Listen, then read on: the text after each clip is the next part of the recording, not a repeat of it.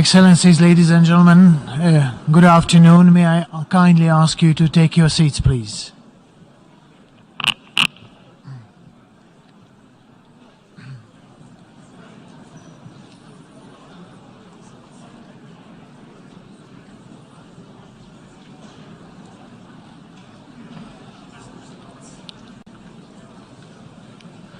Thank you.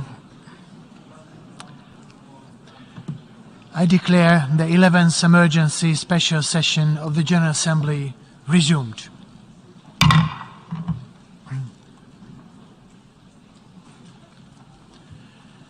Before proceeding further, I would like to remind members that all meeting participants are encouraged to consider wearing a mask while indoors, including in the General Assembly Hall and in conference rooms.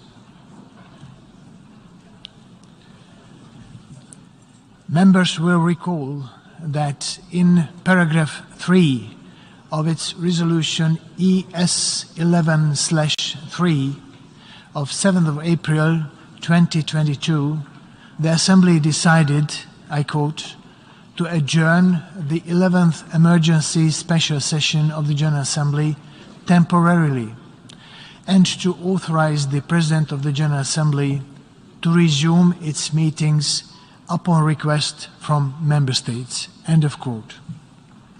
In this regard, I should like to draw the attention of the delegations to document A/ES11/8, which contains a letter dated 3rd of October 2022 from the permanent representatives of Albania and Ukraine to the United Nations, requesting the resumption of the 11th emergency special session of the General Assembly.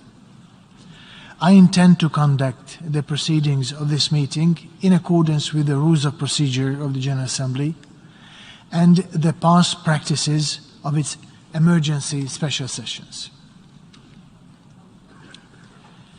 In accordance with Rule 63 of the rules of procedure of the General Assembly, the President and Vice Presidents of the 77th session shall serve in the same capacity at the resumed 11th emergency special session. May I take it that it is the wish of the General Assembly to decide that the Credentials Committee of the 77th session should serve for the resumed 11th emergency special session? It is so decided.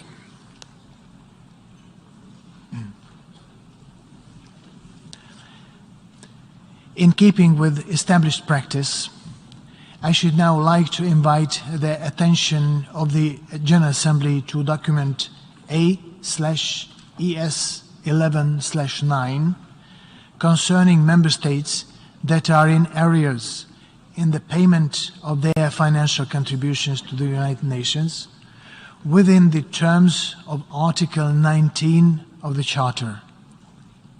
May I take it that the Assembly duly takes note of the information contained in this document?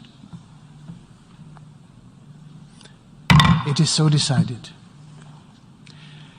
In this connection, may I further take it that it is the wish of the General Assembly to follow the provisions of the Resolution 77/2 of 7th of October 2022, by which the Comoros, Sao Tome and Principe, and Somalia are permitted to vote in the General Assembly until the end of its 77th session, and to also allow these Member States to vote at the 11th emergency special session. It is so decided. The General Assembly will now resume its consideration of Agenda Item 5, entitled Letter, quote, Letter dated 28th of February 2014 from the Permanent Representative of Ukraine to the United Nations, addressed to the President of the Security Council, S/2014/136. End of quote. In this connection, the Assembly has before it a draft resolution contained in document A/ES11/L5.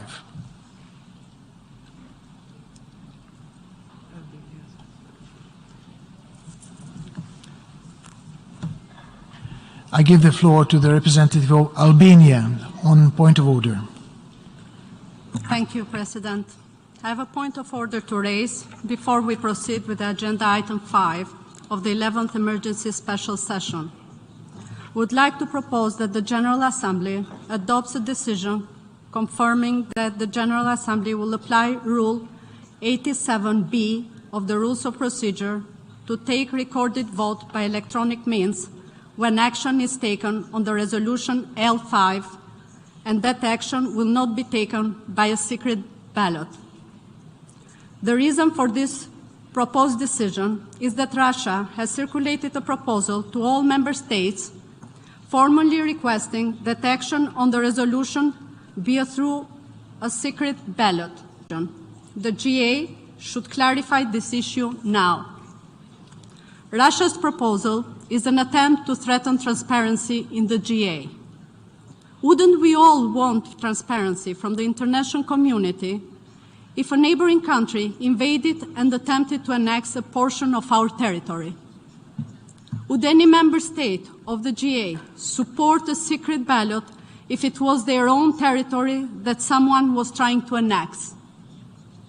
The Russian Federation is citing as precedent a 1977 decision to hold a secret ballot in the UN GA.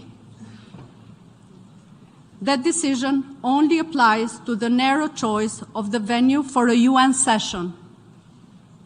In fact, the rest of the resolution was not decided by secret ballot. Indeed, it was adopted by consensus. The decision that Russian Federation cites is not applicable as precedent. A decision on a venue is similar to a decision to elect member states or individuals to UN bodies, which are held by secret ballot. There is no precedent for the GA to hold a secret ballot on a non-venue issue, let alone on an important question of international peace and security. For the entire history of the UN, substantive resolutions, such as the one we have before us today, have been held by a recorded vote, as provided in the Rules of Procedure. Therefore, there is no basis for suspending the Rules of Procedure on voting. We should not play with words, and we should not establish dangerous precedents. Even if it is legally possible to suspend the Rules of Procedure, it is entirely unjustified for this resolution. To conduct a secret ballot on a GA decision would go against decades of precedent and undermine the practices of the world's most representative deliberative body. In this case, we request all member states to vote in favor of our proposed decision to confirm that Rule 87B will apply when action is taken on the draft resolution L5, and that action will not be taken by secret ballot. I thank you. I thank the representative of Albania. The representative of Albania has moved that decision on draft resolution A/ES11/L5 be made by a recorded vote pursuant to Rule 87 of the Rules of Procedure, which provides that, I quote, any representative may request a recorded vote, end of quote, and not by secret ballot. Now I give the floor to the representative of the Russian Federation. Благодарю вас, господин председатель. Господин председатель, мы не очень понимаем, на что ссылается представитель Албании, не говоря уже о том, чем не нравится представителю Албании тайное голосование и как это противоречит демократическим принципам, ею проповедуемым. Хочу обратить внимание, что Российская Федерация не ставила вопрос, has not yet raised the issue having to do with a secret ballot on the resolution. We were planning to do that immediately before the passing of the resolution, but the fact that Albania raised was talking about one single procedural possibility in 87B, in other words, requesting a recorded vote, whereas my delegation was planning and is planning to raise the issue of making a decision by a secret ballot, by suspending the Rule 87 as a whole. In order to understand whether or not the procedure ID 87B can be used, we need to find out first whether or not this rule is being active or suspended. And therefore, of course, the first proposal that needs to be considered is a Russian proposal. Any other order of consideration would make no sense. But even if, against all logic, the decision is made to first vote on an individual point on 87.B, we would like to immediately underscore the following. This does not prejudge or cancel the consideration of a self-standing proposal of my delegation, which consists of suspending the Rule of 87 as a whole so as to conduct a secret ballot. And we will introduce such a proposal. I thank you.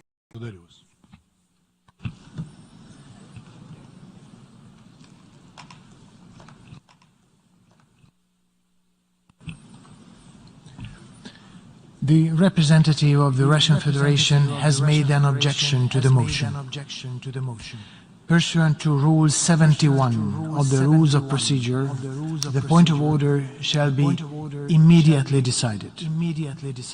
I shall now put to the recorded vote the motion by the representative of Albania that decision on draft resolution A/ES11/L5 be made by a recorded vote and not by secret ballot. The recorded vote on this motion will be decided by a simple majority of members present and voting. We shall now begin the voting process. Those in favor of the motion by the representative of Albania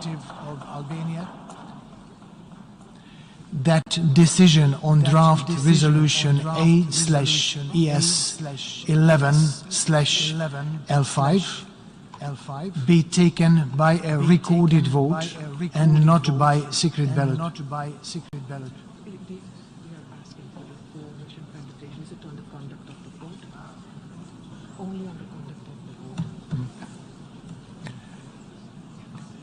The delegation of the Syrian Arab Republic is asking for the floor. I'll give the floor if it is only on the conduct of the vote.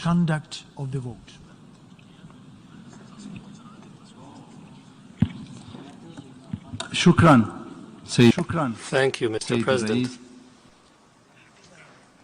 In fact, what I understood from the Russian Federation's request is that they will propose the suspension of an article and not of the rule and not the secret ballot. But your decision to continue and proceed with Albania's proposal was the reaction. If my understanding was correct, the Russian Federation requested something different and did not propose the issue of a secret ballot.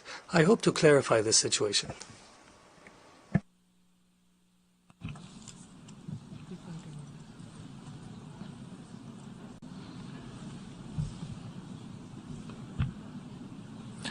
So let me continue.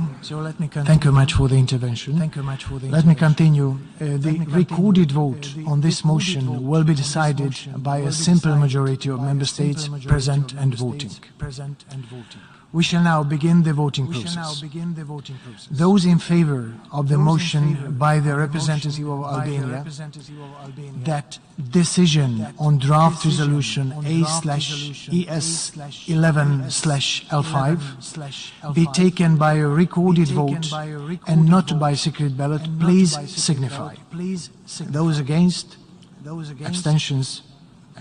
Members are reminded that at this stage the General Assembly is voting on the motion of the representative of Albania and not on the draft resolution itself.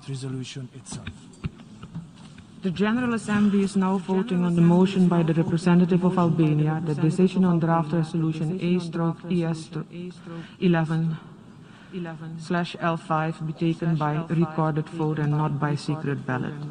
Those who vote yes will be voting in favor of the use of a recorded vote as proposed by Albania. Those who vote no will be voting against the motion proposed by Albania and in favor of a secret ballot. Will all delegations confirm that their votes are accurately reflected on the screen? The voting has completed.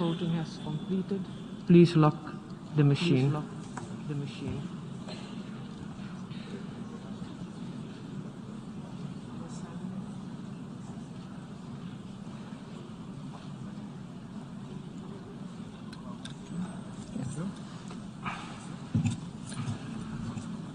The result of the vote is as follows. In favor 107, against 13, abstention 39. The motion by the representative of Albania is adopted. The General Assembly therefore will take decision on draft resolution A/ES11/L5 by a recorded vote after the debate on the item.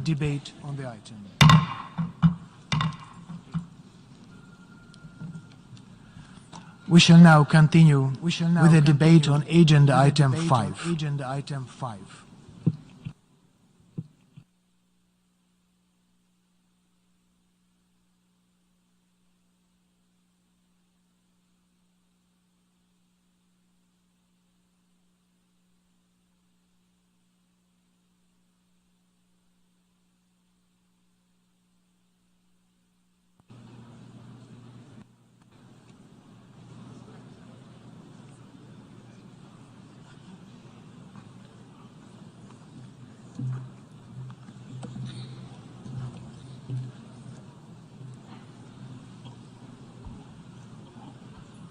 Excellencies, the war in Ukraine should have been never started. But it will end one day. Guns will be silent. But when? At what cost? How many people will have died? How many families separated?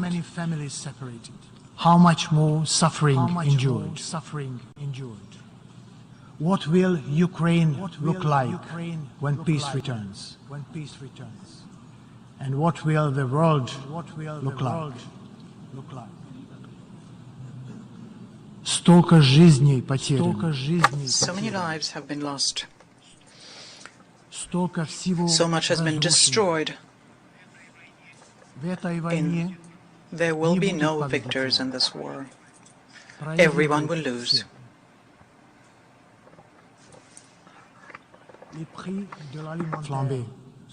Food prices are skyrocketing.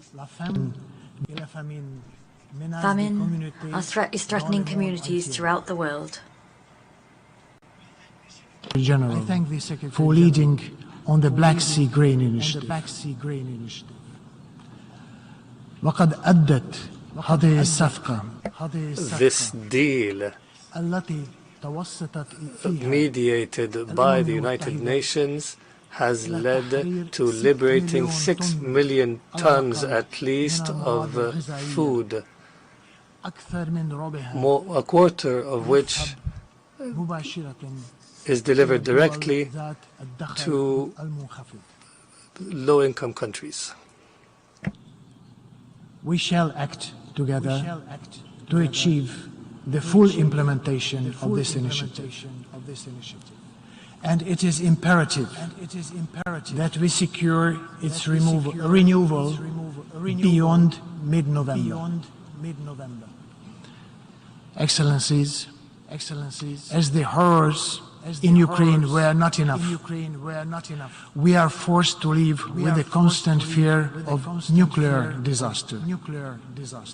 I commend the work of the IAEA to ensure the safety of nuclear plants in the war zone. The IAEA has warned there is, I quote, playing with fire, end of quote.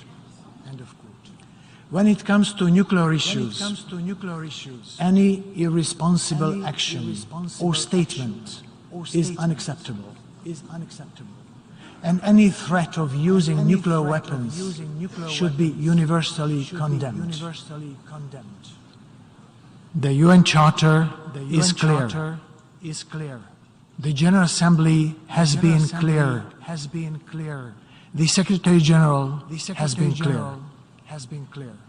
Aggression is illegal. The GA resolution of 14th of December 1974 defines aggression as the use of armed force by a state against the sovereignty, territorial integrity or political independence of another state. This act is called as inconsistent with the Charter. Invading a neighbor is illegal. Article 4 of the UN Charter states that, I quote, all members shall refrain in their international relations from the threat or use of force against the territorial integrity or political independence of any state. End of quote. Annexing territories of other countries by force is illegal. The GE resolution of 24th of October 1970, the Declaration on Principles of International Law concerning friendly relations and cooperation among states, has reinforced that the territory of a state shall not be object of acquisition by another state resulting from a threat or use of force. It is incompatible with the purposes and principles of the Charter.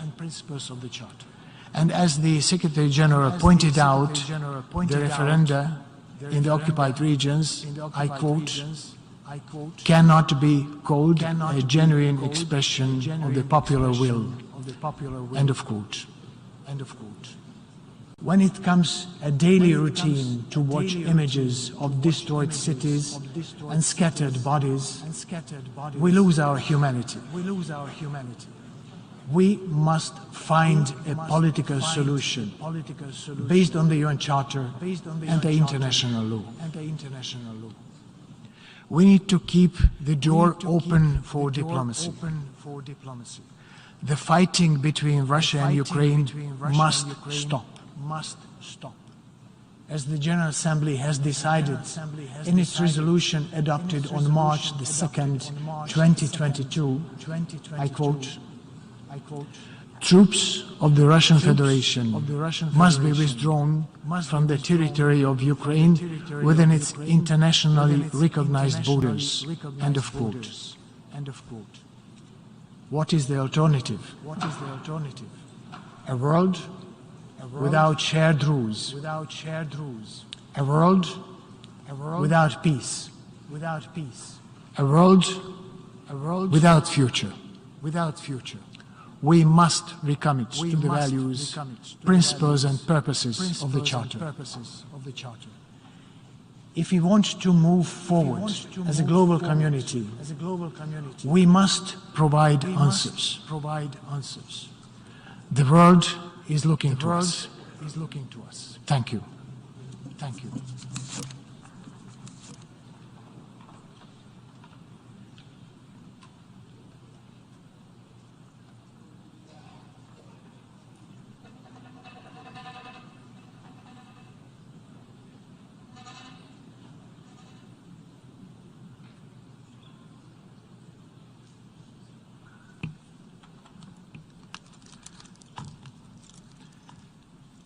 Now I give the floor to the distinguished representative of Ukraine to introduce draft resolution A/ES11/L5.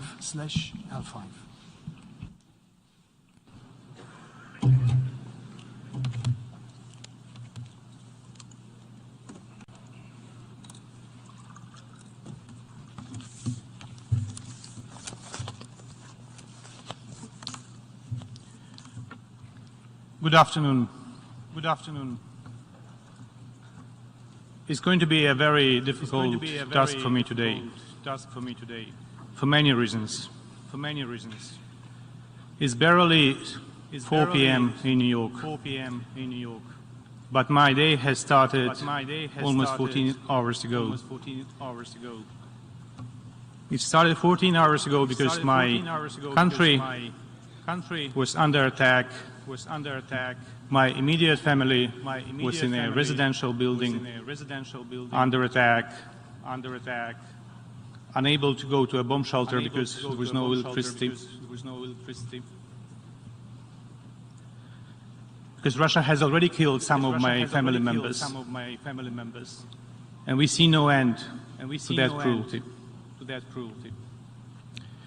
But let me start with a quote from a very respected gentleman in his country, from the president who was the first president ever directly elected in his country in a democratic way.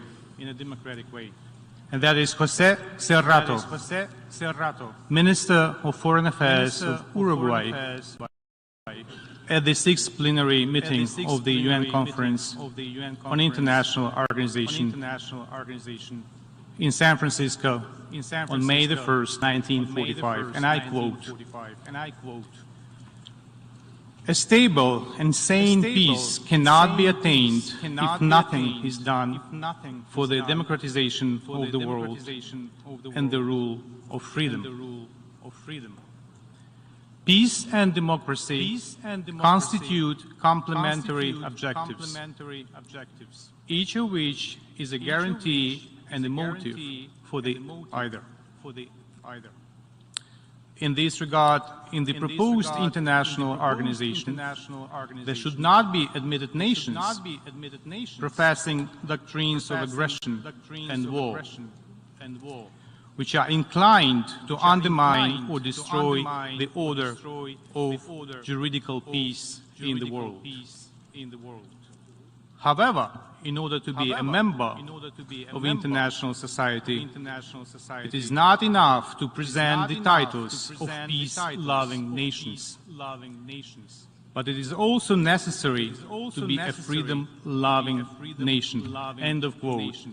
José Serrato of Uruguay. This is how our predecessors saw the way to save succeeding generations from the scourge of war at the dawn of our organization 77 years ago. Unfortunately, you can hardly hope for a stable and sane peace as long as an unstable and insane dictatorship exists in your vicinity. A dictatorship that actively uses missile terror against the civilian population and infrastructure of another state. Today, terrorist Russia shelled the capital city of Kiev and many other Ukrainian cities throughout the country, with at least 84 missiles and 24 UAVs. Energy facilities, residential buildings, schools and universities, museums, and crossroads in the city centers were among the targets that the Russian Defense Ministry later declared legitimate. The entire world has once again seen the true face of the terrorist state that kills our people. Suffering defeats on the battlefield, Russia takes it out on the peaceful residents of Ukrainian cities. Today's strike killed at least 14 civilians and 97 were wounded. Deliberate targeting of civilians is a war crime. By launching missile attacks on civilians, sleeping in their homes or rushing to work, children going to schools, Russia has proven once again that it is a terrorist state that must be deterred in the strongest possible ways. We need this to prevent further heinous atrocities and to secure our achievements within this organization. The UN has survived many challenges, including bloc confrontation and Soviet threats. In this very hall, addressed to the world, threats addressed to the UN and its Secretary General. As King Hussein of Jordan said in 1960, standing exactly where I am right now, and I quote, "Yet almost from the birth, Soviet Union has sought to destroy the United Nations, to hamper its deliberations, to block its decisions, to demean the reputation of the Security Council and the Secretary and the General Assembly." End of quote. I signed under each of these words in 2022, standing exactly where the leader of Jordan was 62 years ago. What we are witnessing now is an attempt by Russia to revive the so-called Brezhnev doctrine, envisaging that the Soviet Union could limit the principle of prohibition of the use of force if its interests in other states within so-called zone of influence were challenged. Incompatibility of this doctrine with the UN Charter was clear even for the Soviet Union. And at the end of the day, the USSR had to officially give it up. Let me quote President Gorbachev. It is evident, for example, that force and the threat of force can no longer be and should not be instruments of foreign policy, said the then Soviet president in this very hall in December 1988.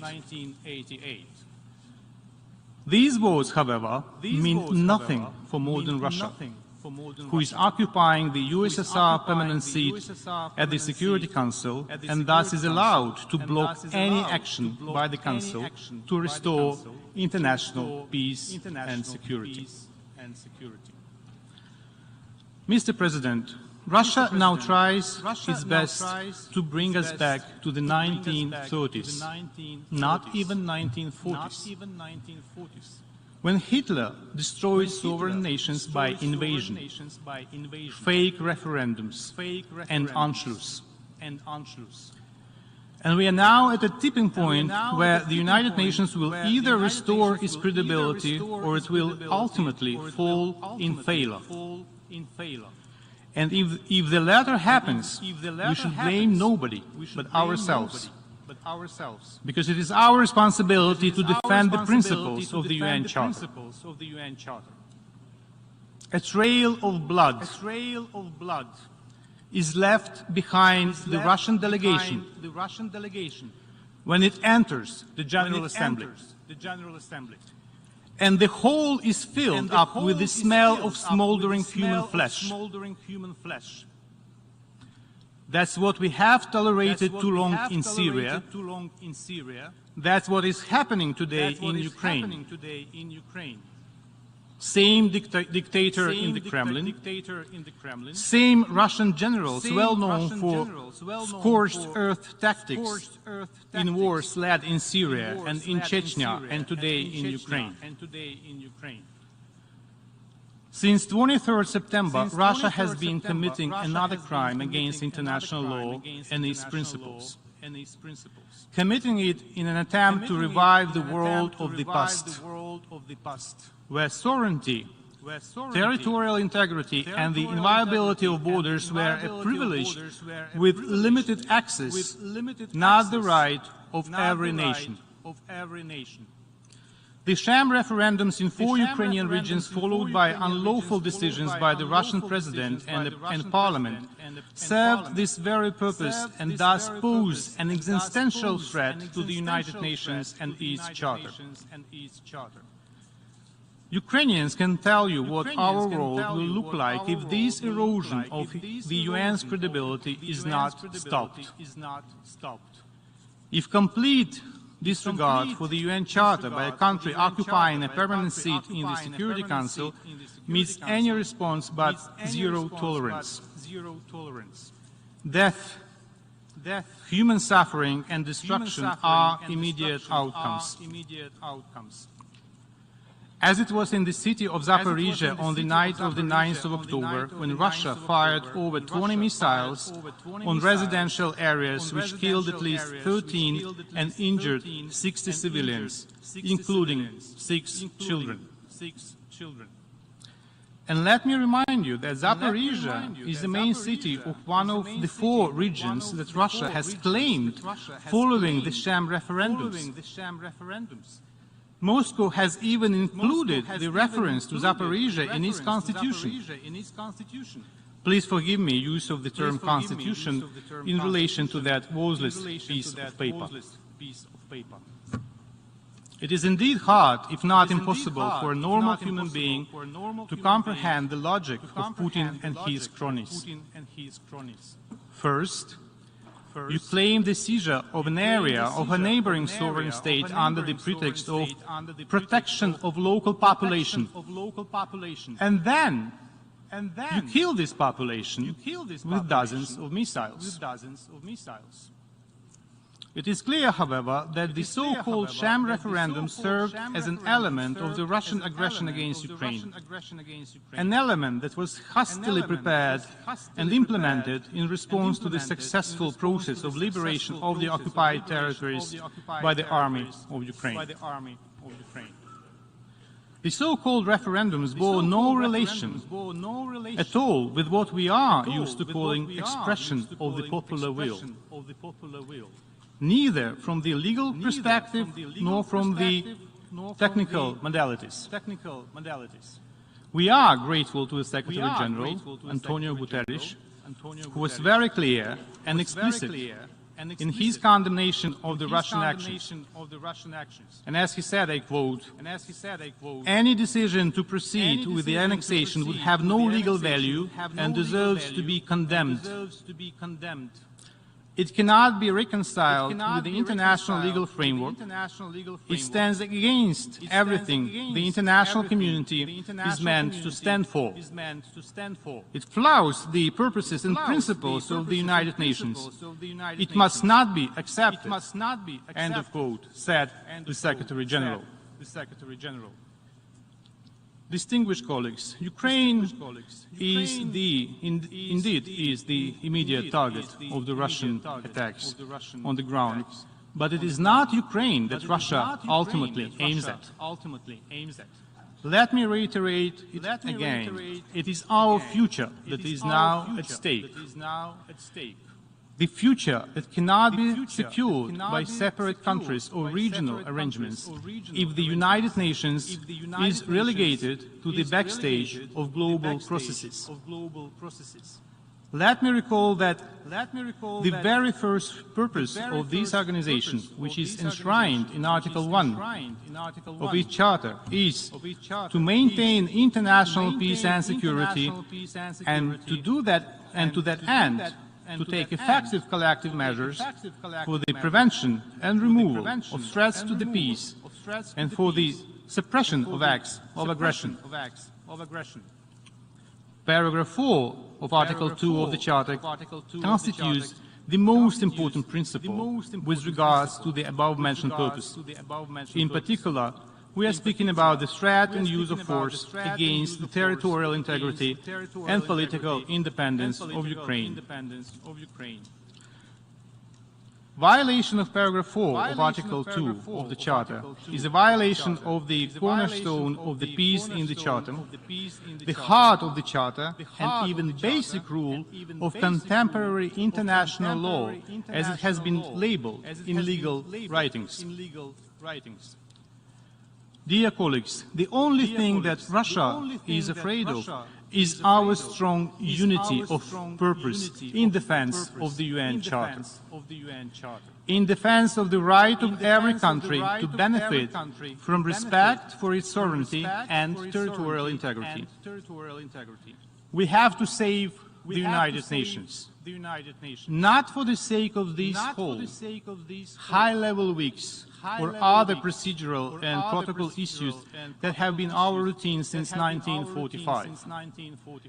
We need to do it for the sake of ourselves, as most of us will find ourselves extremely vulnerable and unprotected if the Russian vision of the future prevails. A future where only nuclear power, size of the armed forces, and number of warships and aircraft matter. How many of you would feel safe and secure in such a world? How many of you would deprive your children of the right to freely decide their own future? The answer seems obvious, and we have to rally around the UN Charter and to reconfirm that its principles remain a strong shield to protect all nations, large or small, members of alliances or neutral ones, on all continents. That was the spirit of our common commitment to save succeeding generations from the scourge of war. The spirit that guided our predecessors in San Francisco 77 years ago. The same spirit should guide us now, in particular during the vote on the draft resolution, territorial integrity of Ukraine, defending the principles of the UN Charter. As I started my intervention with a quote from Uruguay, and to illustrate what unites us all, even if countries are 10,000 kilometers apart, let me finish with a quote from the French Foreign Minister, Georges Bidault, at the conference in San Francisco in 1945, and I quote, "Justice is another word we must reinstate in all its loftiness. Justice in keeping with international democracy. Justice which gives full recognition to the rights of all countries, including those which do not come under the generally recognized term of great powers. A point I would particularly stress," said the French Foreign Minister in San Francisco. It will be a vote for the UN Charter, for each country, for each of our citizens, for your families, for your children. A vote for justice.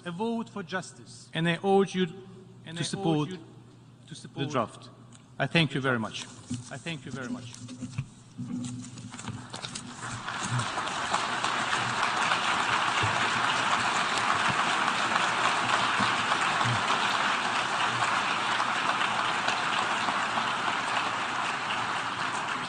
I thank the distinguished representative of Ukraine. And now I give the floor to the distinguished representative of the Russian Federation.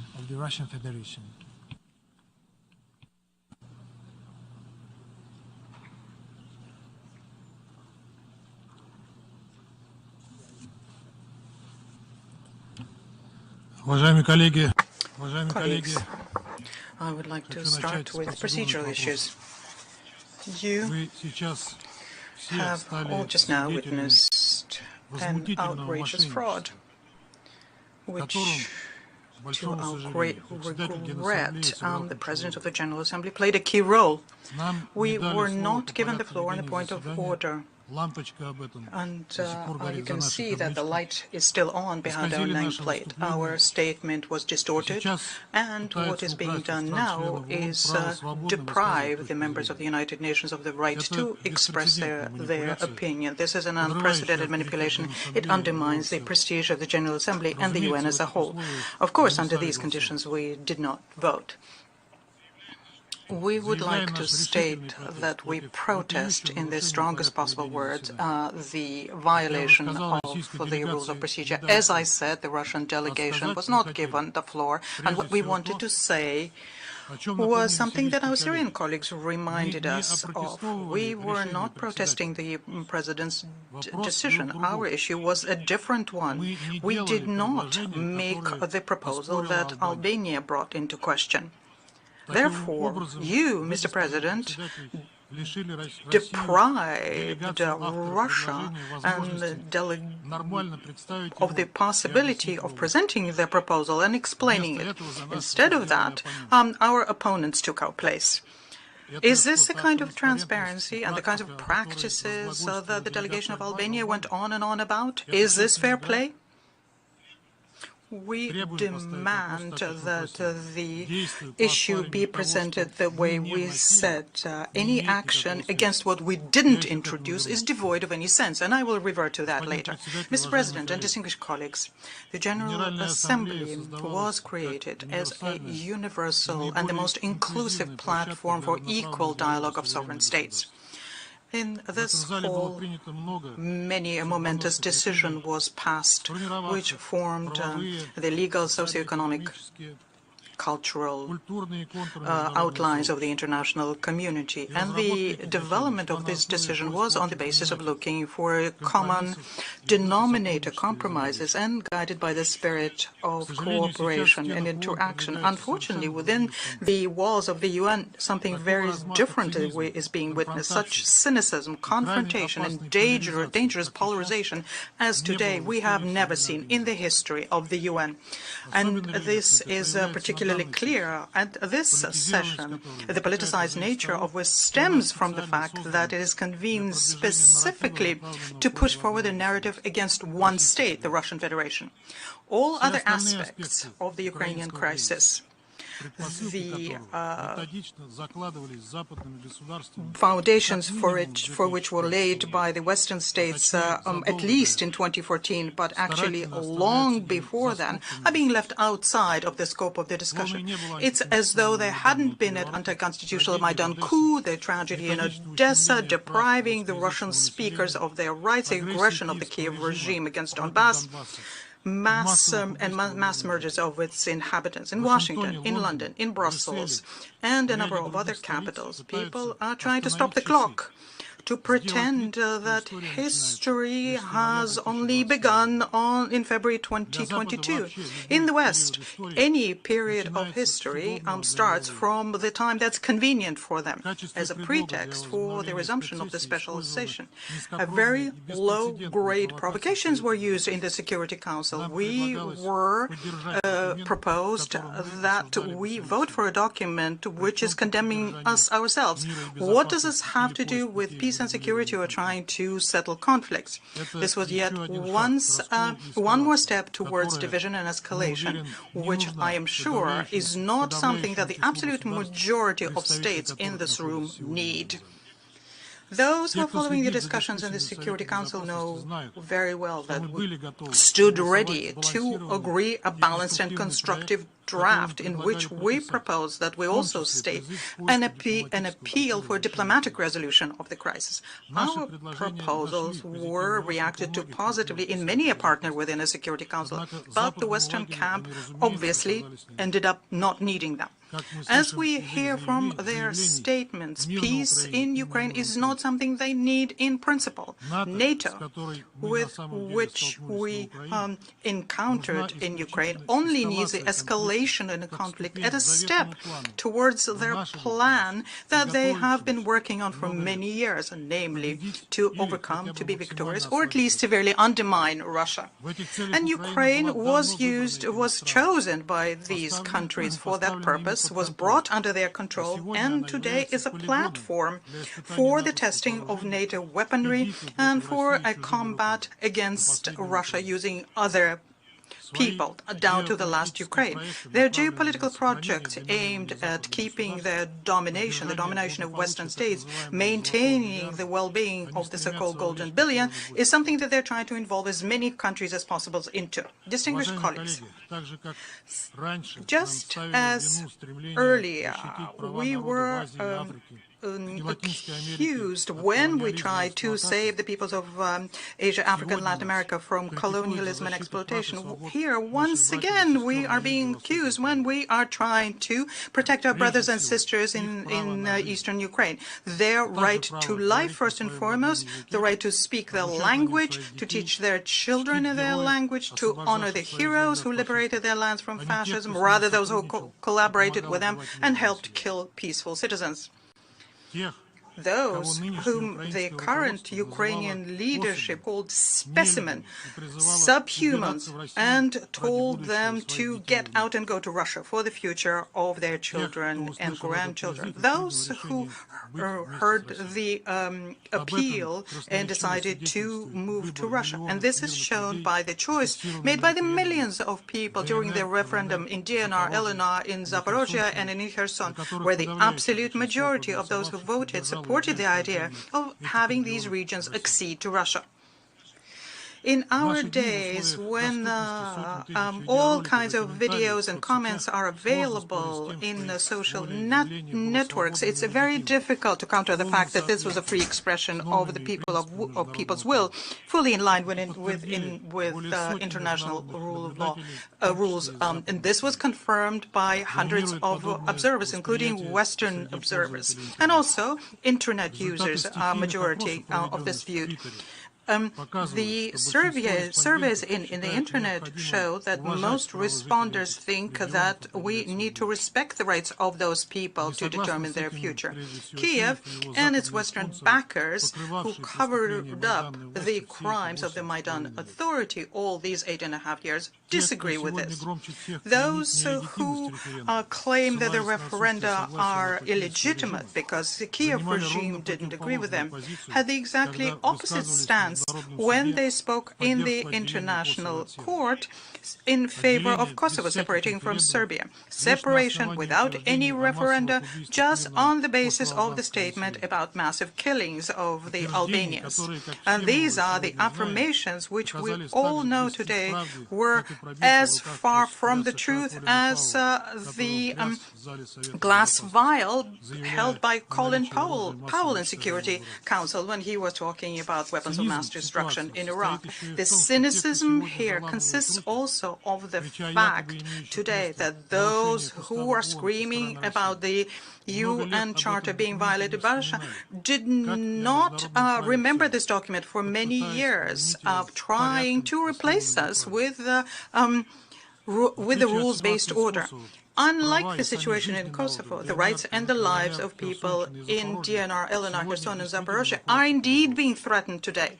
They need protecting them, giving them certainty in their future can only be done through a very clear legal status of those regions and accession to the Russian Federation. As was the case in 2014, we saved the people in the Crimea who were threatened with Ukrainizations and reprisals by Kiev. That is why we undertook that step. We understood how outraged our opponents will be by it. And today, the threat from the Ukrainian nationalists is even serious. The Kiev regime is being supplied with Western weapons every day, and they keep using them against those residential areas which never used to be reached by the Ukrainian armed forces. There is also terror, open terror, against the civilians by the Ukrainian regime, against those whom they call collaborationists. The Kiev fighters are openly admitting this to the Western mass media, Albania, and they boast and gloat, saying that they're shooting the Russian collaborators as though they were pigs. End of quote. This is not a metaphor.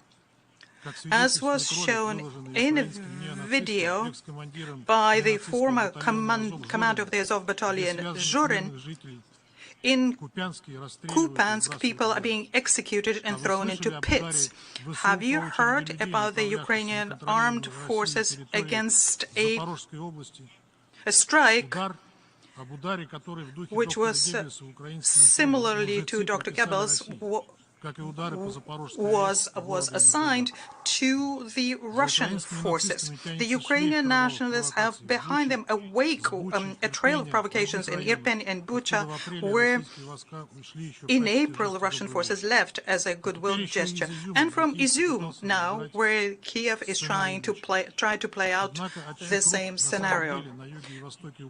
In the east and the south of Ukraine, peaceful civilians are dying, and the people in the Kherson and Zaporozhye know that very well, and that's why they decided to opt for the future with Russia. And I call upon you to respect their choice. Distinguished colleagues, we call on the international community to pay attention not just to the criminal acts, but also to the responsible steps made by the Kiev regime. These steps are trying to, in order to act against Russia, to involve the countries of NATO into that. The appeals by Zelensky to deliver a preventive nuclear strike against Russia. Clearly, Kiev expecting that if this happens, that they will avoid the inevitable defeat on the battlefield and avoid responsibility for their crimes. But what these appeals are threatening all of us with World War III and nuclear disaster. The evidence of what the Kiev regime can do is the sabotage of the Crimea Bridge. We warned that this will not be conducted with impunity. When you do these acts of sabotage, when you kill those who are unfavorable to you, the Kiev regime is on the same level with the most outrageous terrorist organizations. Only it's that the Kiev regime and the Western backers who are trying to make sure that there is war until the very last Ukrainian bear responsibility for that. Distinguished colleagues, I would like to underscore yet once again that Russia acts in applicability of the UN principles, including the principle of territorial integrity of states. But this cannot be considered separately from other principles, and first and foremost the principle of equality and self-determination of people. That declaration on the principles of international law, on friendly relations and cooperation among states, in line with the UN Charter, which was passed by the General Assembly in 1970, to which the sponsors of the resolutions refer, quoting it selectively, states very clearly that territorial integrity applies to those states which in their acts abide by the principle of equality and self-determination of people, and who therefore have governments which represent the entire people living in that territory. The Kiev regime is devoid of this legitimacy on the part of the Russian-speaking people in Ukraine. In 2014 already, after the Maidan coup, and for 8 years we have been providing thousands of pieces of evidence of its crimes against their own people, of how they impeded on the rights and violated the rights of the Russian-speaking people of Ukraine, or at least 40% of that country, of their attempts to forcibly Ukrainize them. These are inconvenient facts. They're not in line with the unilateral Western narrative that's being imposed on you. At the same time, twisting the arms of those who have their own opinions separate from the Western viewpoint. Those who managed to withstand this unprecedented pressure proved that they have their own opinion and are conducting a policy which is truly independent. They are the ones who abide by the most important principle of the sovereign equality of member states, and that they speak on equal terms with others rather than a hegemon. It is a growth of such a state, or the number of such states that our Western opponents are most afraid of and are doing everything to prevent us. Mr. President, since you didn't enable us to do this in a normal rules when we asked for it, we demand that our proposal to suspend the rule of procedure number 87 as a whole be put to the vote, including its agenda item B, and that this be done now. I thank you. I thank the distinguished representative of the Russian Federation.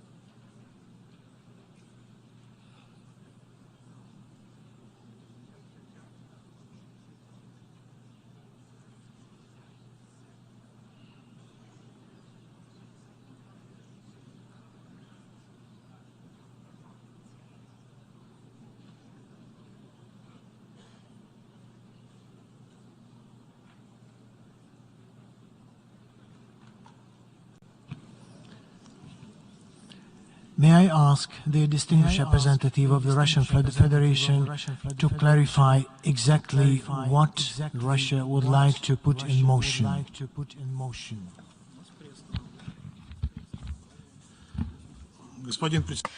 Mr. President, our proposal is that we suspend Rule 87 of the Rules of Procedure of the General Assembly so as to conduct the vote on the draft resolution through secret ballot.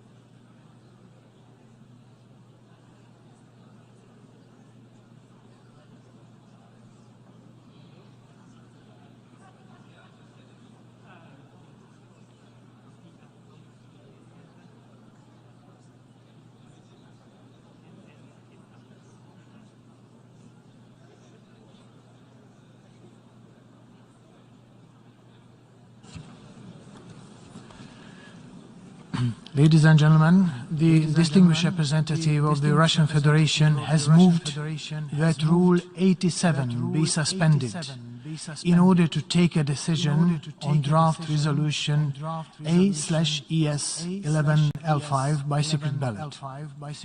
This would constitute the reconsideration of the decision taken by the General Assembly to adopt the motion submitted by Albania. I wish to recall Rule 81 of the Rules of Procedure. Rule 81 provides as follows. When a proposal has been adopted to rejected, it may not be reconsidered at the same session unless the General Assembly, by a two-thirds majority of the members present and voting, so decides. Permission to speak on a motion to reconsider shall be accorded only to two speakers opposing the motion, after which it shall be immediately put to vote. Pursuant to Rule 81 of the Rules of Procedure, up to two speakers opposing the motion by the Russian Federation for reconsideration may make statements. Does any delegation opposing the motion by the Russian Federation wish to take the floor?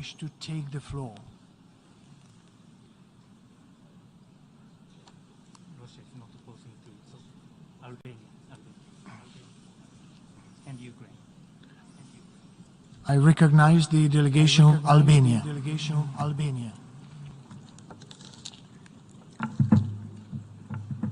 Thank you, Mr. President.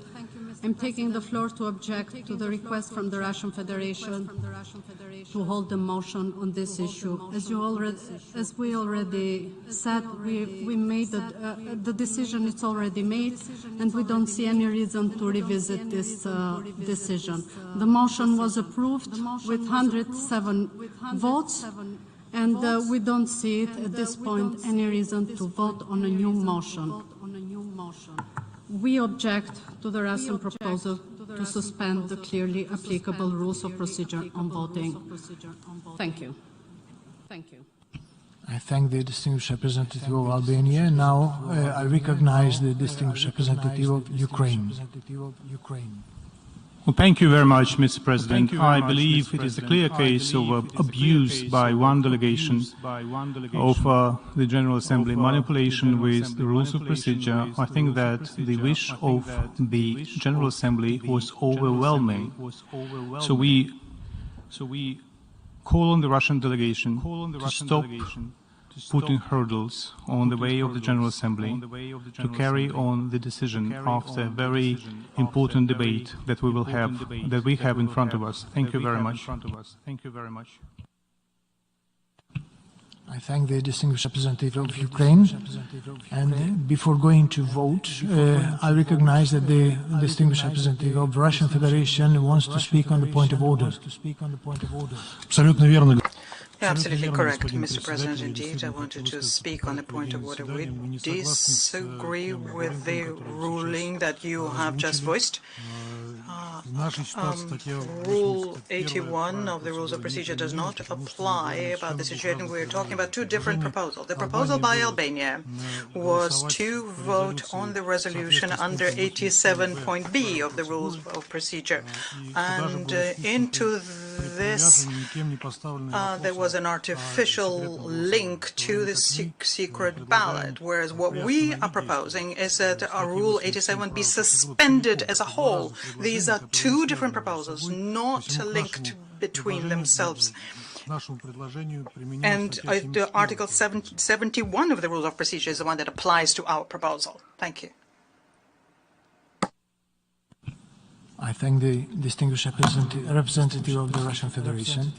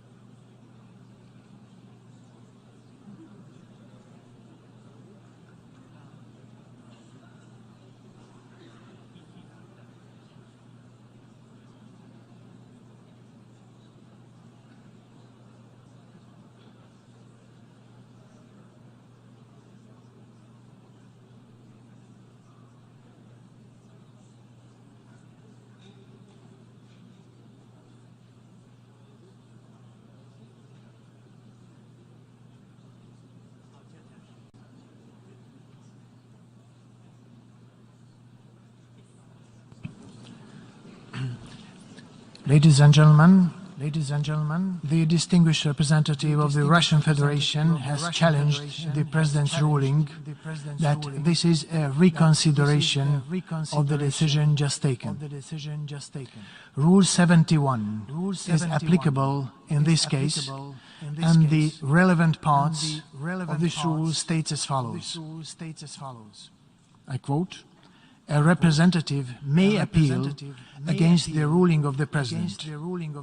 The appeal shall be immediately put to the vote, and the President's ruling shall stand unless overruled by a majority of the members present and voting."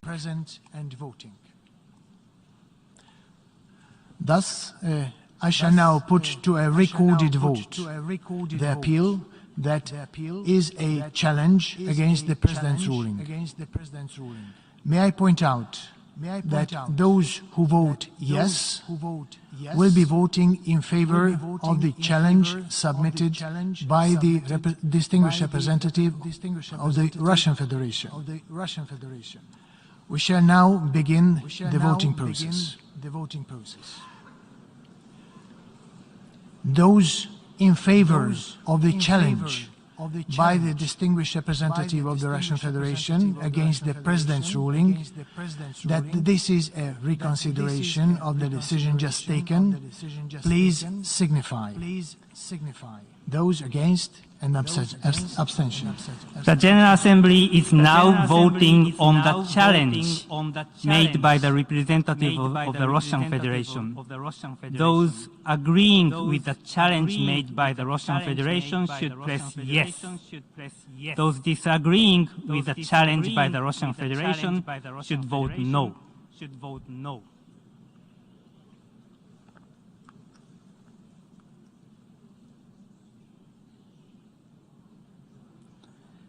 Will all delegations confirm that their votes are accurately reflected on the screen?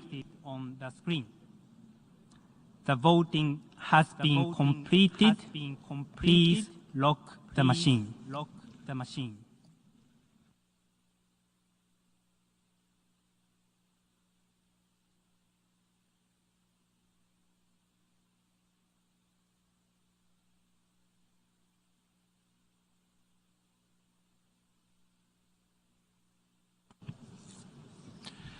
The result of the vote is as follows.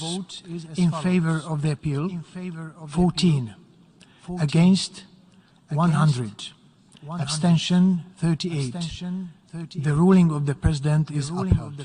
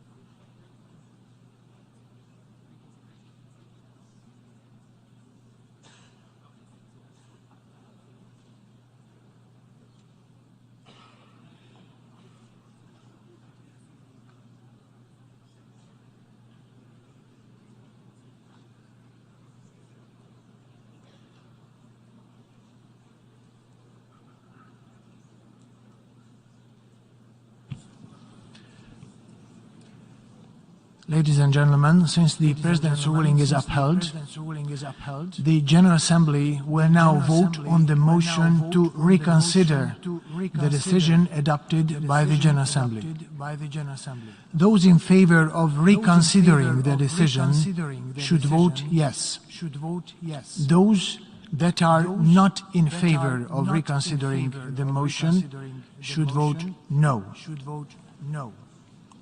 The General Assembly is now voting on the motion to reconsider the decision adopted earlier by the General Assembly. Those in favor of the reconsideration of the decision already taken earlier by the Assembly should vote yes. And those against such reconsideration should vote no.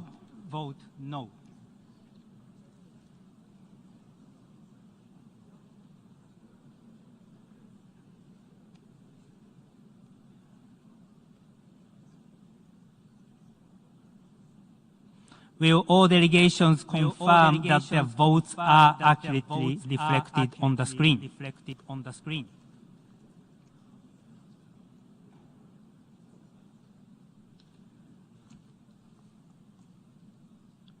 The voting has been completed.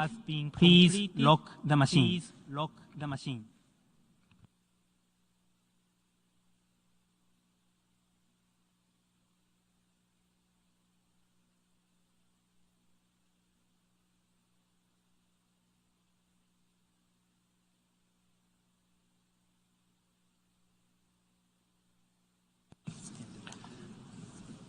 The result of the voting is as follows. In favor, 16, against 104, abstention 34. The General Assembly has thus decided not to reconsider the motion. And now I give the floor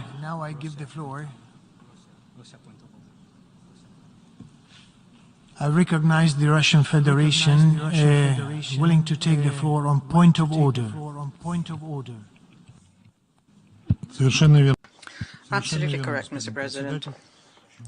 We'll have another opportunity to comment on the procedural points of this meeting. I'm not going to spend more time on that. We've addressed this partially, but I wanted to say something else. And it is this. We are convinced that we need to move on to making a decision on the draft resolution. I'm extending this over several days, and we have a very long list of speakers. Determining the issue of voting and then a decision on the resolution is a highly illogical step.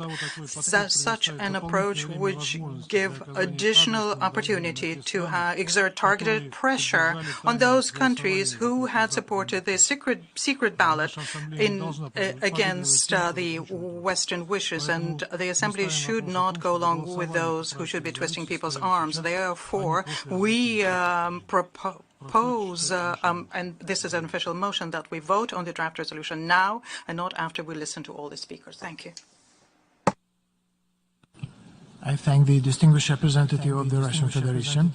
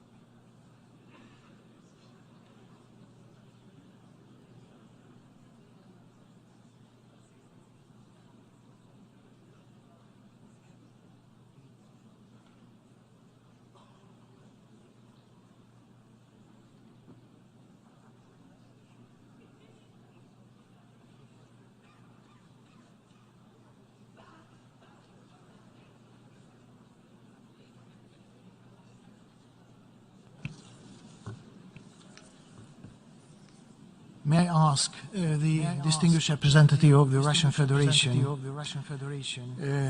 to clarify whether it has requested to close the debate under Rule 75 in order to proceed immediately to action on the draft resolution.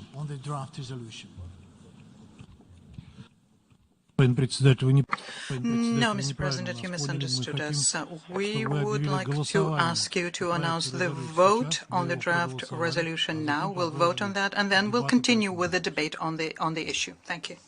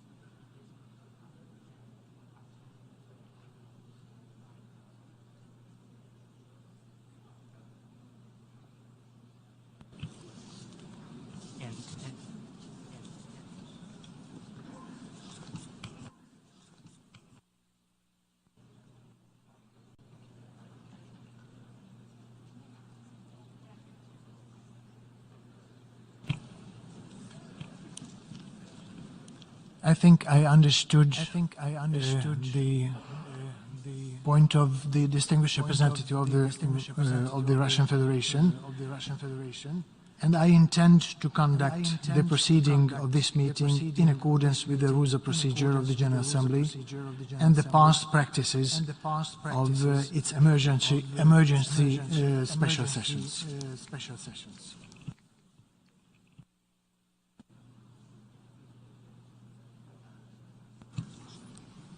And the practice of the General Assembly, including the emergency special session, to proceed with the debate and then come to the action on the draft resolution.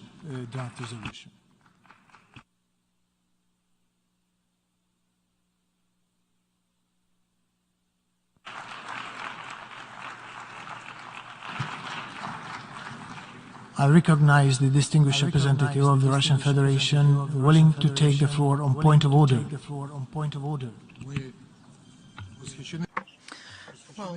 Well, we are in admiration of our courageous decision, Mr. President. We would like to find out the following. The practice of the General Assembly, have there been instances where the decisions on the rules of procedure, including voting, were taking place at the beginning of the debate, and then the voting took place at the end of the debate, according to what you've just said? We cannot agree with the approach that you just put forward. It's illogical and inconsistent. Voting on a decision basically means that the Assembly moves over to the consideration of the draft resolution. Instead of doing that, we're going to have to wait possibly several days, possibly until Thursday. And it's only then that we will be able to vote on the resolution. And we do know who benefits from such a scenario, Mr. President. And it's unfortunate that you're playing into those hands. But unfortunately, the only thing left to us at this stage is to express our regret at the decision that you made. And the assist also goes to all of the ways of conducting the proceedings. We regret them, all of the ways of conducting the proceedings that you have demonstrated today.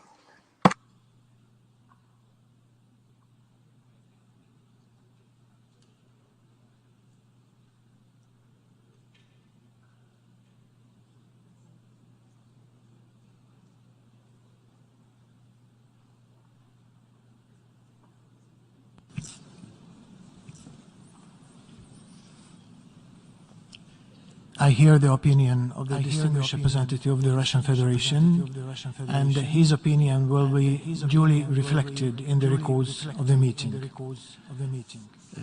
Now we proceed with the debate, and I offer the floor to the distinguished representative of Latvia, speaking on behalf of the Nordic and Baltic countries.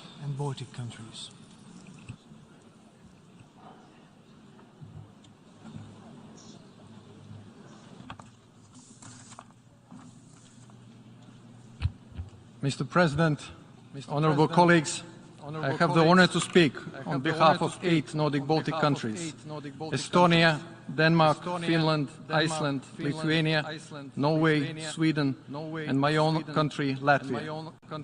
Mr. President, February 24th this year, Russia launched its brutal, full-scale invasion of Ukraine in blatant violation of international law and the UN Charter. By this war of aggression, aided by Belarus, Russia has deliberately violated the fundamental rights of all states to independence, sovereignty, and territorial integrity. Russia's military aggression and systematic violations of international humanitarian law and human rights and atrocities committed against the people of Ukraine constitute to cause grave human rights suffering in Ukraine as well as globally. Moreover, Russia has chosen further escalation. We resolutely condemn today's barbaric missile attacks on residential areas, power stations, railways, trade centers and bridges in Kiev, Zaporozhye, Lviv, Dnipro, and other Ukrainian cities launched by Russia. There is no military purpose there. The only goal of Russia's deliberate attacks is to cause death and destruction to civilian people. With its military force, Russia has organized sham referenda as a pretext for a subsequent illegal attempt to annex 4 Ukrainian regions: Luhansk, Donetsk, Kherson and Zaporozhye. Following the pattern of the attempted illegal annexation of Crimea, Ukraine, in 2014. We reiterate our unwavering support to Ukraine's independence, sovereignty and territorial integrity within its internationally recognized borders. The unlawful Russian attempts to change the status of the temporarily occupied Ukrainian regions have no legal validity. We will never recognize the so-called results and claimed consequences of these sham referenda. Russia's faulted attempts to validate voting at gunpoint goes against the core principles of international law, as also reiterated by the Secretary General on September 29, 2022. They are null and void and cannot produce any legal effect whatsoever. Mr. President, there is no such thing as legitimate referendum amidst brutal warfare and widespread and systematic violations of international humanitarian law, human rights violations and abuses. There is no such thing as a valid annexation of a state's territory by another state as a result of threats and direct use of force. In this respect, we recall that, under international law, all states are obliged not to recognize Russia's attempted illegal annexation of Ukrainian territory. Colleagues, Russia's unlawful war in Ukraine constitutes a direct attack on the rules-based international system and a threat to international peace and security. We will not accept this blatant violation of the core principles of the UN Charter and the suffering of millions in its wake. We will not accept Russia's unlawful behavior that jeopardizes international peace and security. We reject Russia's brutality in the strongest possible terms, and the international community will hold Russia accountable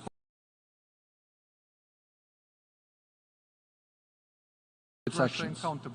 They are due to a single member, Russia's casting its veto. We deeply regret this. We do, however, acknowledge the special report of the Security Council on the use of the veto, which informs us on discussions today. Mr. President, our stance is clear. A world without respect for sovereignty, territorial integrity, and the rules-based international order cannot stand. Therefore, we must firmly and collectively reject Russia's claim, sham referenda, and illegal attempt to annex any part of Ukrainian territory. We must collectively continue to insist that Russia completely and unilaterally withdraw its troops from the territory of Ukraine within its internationally recognized borders. Russia must comply with the 16th of March order of the ICJ, which is binding on the parties, and stop its aggression against Ukraine. We must uphold the core principles of international law and the UN Charter. And we must underline that Russia's unacceptable threats on the use of nuclear weapons is in clear violation of the UN Charter and threatens international peace and security. Colleagues, we will continue to firmly stand with Ukraine, and we will continue to provide support to Ukraine for as long as it takes, in line with the UN Charter and international law. Ukraine has the inherent right to defend itself against Russia's aggression and to restore its sovereignty within internationally recognized borders. We know what the annexation and occupation are. We have experienced it during and after the Second World War. Therefore, we must do everything possible to defend the UN Charter. The Nordic and Baltic countries will therefore vote in favor of this resolution, and we call on all member states to do the same. I thank you, Mr. President. I thank the distinguished representative of Latvia, and now I give the floor to the distinguished representative of Fiji, speaking on behalf of the Pacific Island Forum.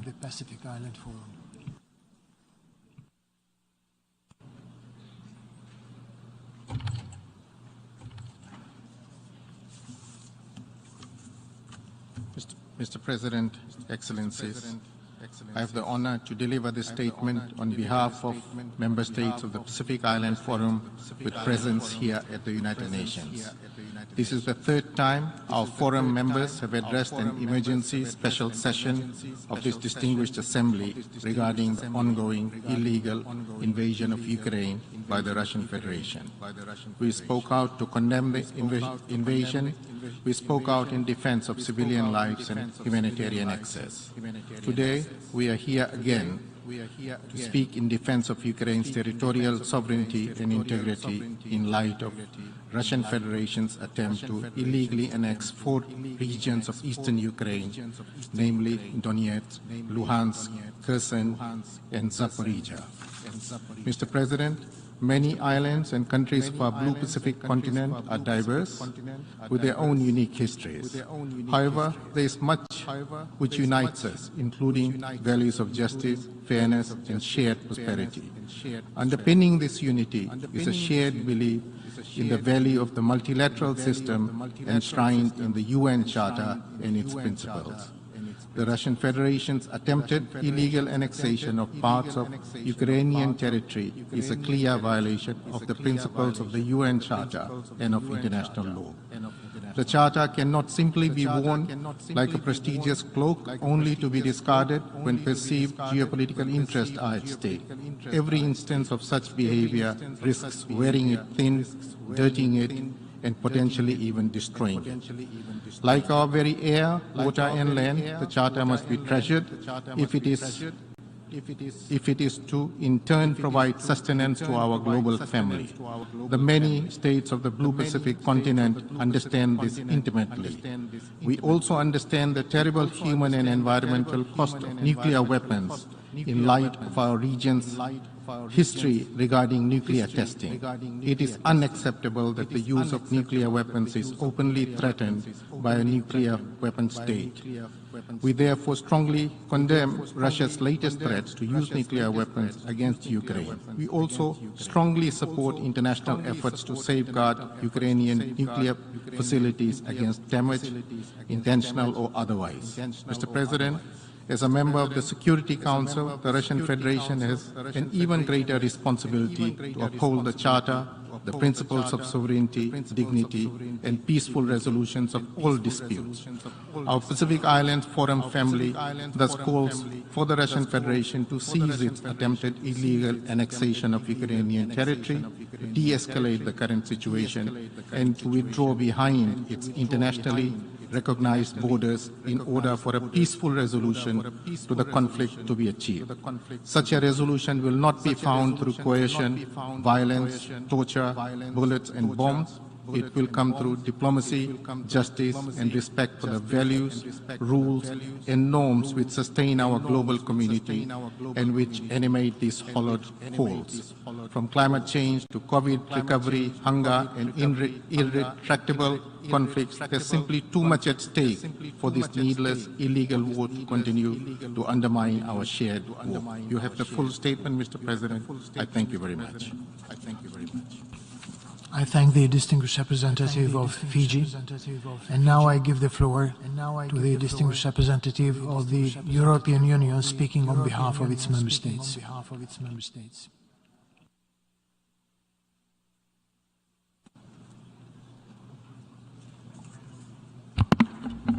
Thank you, President.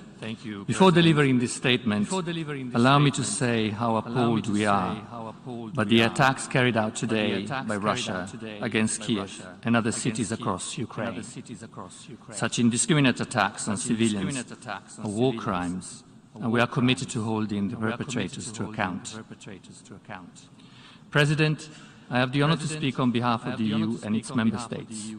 The candidate countries North Macedonia, Montenegro, Albania, Ukraine and the Republic of Moldova, the country of the Stabilization Association process and potential candidate Bosnia and Herzegovina, as well as Georgia, Andorra, Monaco and San Marino, align themselves with this statement. We welcome the decision to reconvene this emergency special session. The past week The European Union has facilitated a resolution to condemn Russia's organization of the illegal so-called referenda in regions within Ukraine's internationally recognized borders, as well as its subsequent attempted illegal annexation of Ukraine's regions of Donetsk, Luhansk, Kherson and Zaporozhye. We want to sincerely thank all the delegations that engaged with us on this text. During the transparent and inclusive process, we have made every effort to include the proposals we have received from other delegations. We believe the result is a concise and focused text that all of us should be able to support. We therefore strongly encourage all UN member states to co-sponsor and vote in favor of the resolution. And in this respect, let me say that we are very grateful that this Assembly has decided to follow its long-established tradition of voting in a transparent manner. President, dear colleagues, this debate concerns every single one of us. Today's discussion is about upholding the Charter of the United Nations and the core principles of our organization. It is about respecting the most basic principles of international law. By willfully undermining the rules-based international order and blatantly and repeatedly violating Ukraine's independence, sovereignty and territorial integrity, Russia is putting global peace and security at risk. If we do not condemn the actions of the Russian Federation in Ukraine today, we will end up condoning similar blatant attacks on any and all of our countries tomorrow. We therefore firmly reject and unequivocally condemn the attempted illegal annexation by Russia of Ukraine's Donetsk, Luhansk, Zaporozhye and Kherson regions. Acquisition of territory through the use of force is a matter of concern for all of us. Protecting the sovereignty and territorial integrity of all UN member states, regardless of their size and their power, is our collective duty and a core principle of the UN Charter. President, we do not and will never recognize the illegal so-called referenda that Russia has engineered as a pretext for this further violation of Ukraine's independence, sovereignty and territorial integrity, nor their falsified and illegal results. We will never recognize this attempted illegal annexation. These decisions are null and void and cannot produce legal effects under international law. Crimea, Kherson, Zaporozhye, Donetsk and Luhansk are Ukraine. We call on all states and international organizations to unequivocally reject this attempted illegal annexation.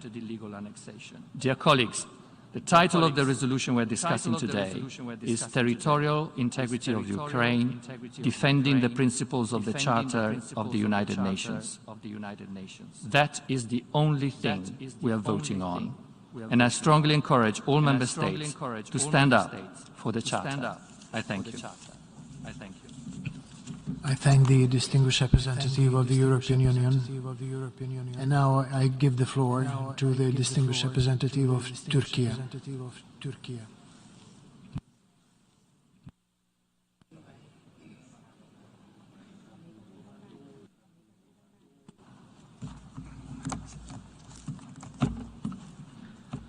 Mr. President, we thank you for convening yet another historic emergency special session of the General Assembly. A session that was called because of a war that must cease immediately. A session that was called because the Security Council failed once again to fulfill its primary responsibility. Mr. President, while the whole world is calling for an end to the war, we woke up once again to shocking news this morning. The attacks by Russia against several cities of Ukraine that resulted in civilian casualties today are deeply worrying and unacceptable. In the face of these news, we reiterate once again our strong support to Ukraine's territorial integrity, independence and sovereignty. Mr. President, we also also unequivocally reject the illegitimate referendum. Russia's decision to annex the Donetsk, Luhansk, Kherson and Zaporozhye regions of Ukraine is illegal. It constitutes a grave violation of international law. It cannot be accepted. It has been 8 years since the illegal annexation of Crimea. Since 2014, the human rights situation in the Crimean Peninsula has severely deteriorated. In particular, the human rights of the Crimean Tatars have been systematically targeted. The annexation of Crimea led to nothing but further damage, escalation, and instability in the region. It's not going to be different this time.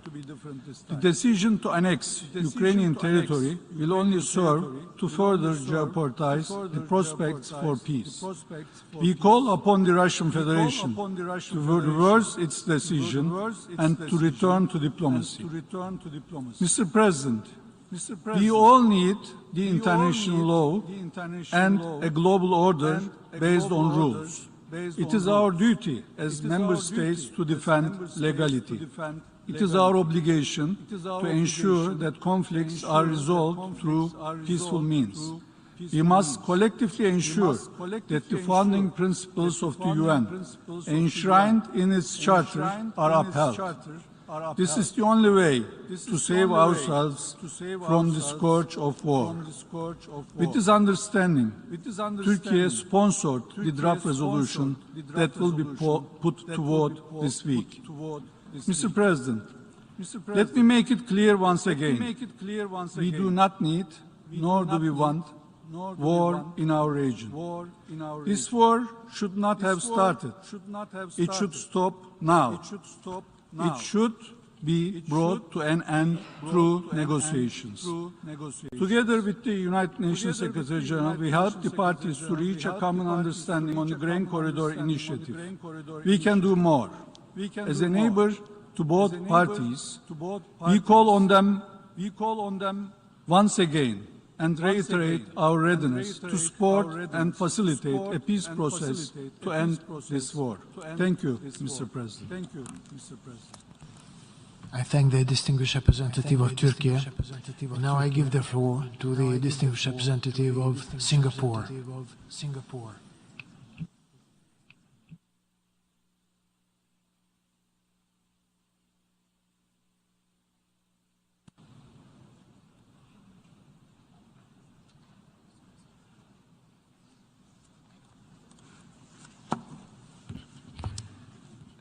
Mr. President, it has been more than 7 months since the Russian Federation, a permanent member of the Security Council, launched its invasion of Ukraine, an independent and sovereign nation and a member of the United Nations.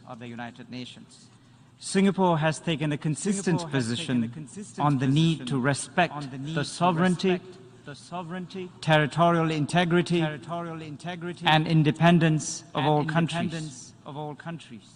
The unjustified invasion of Ukraine by Russia is a flagrant violation of international law and the UN Charter.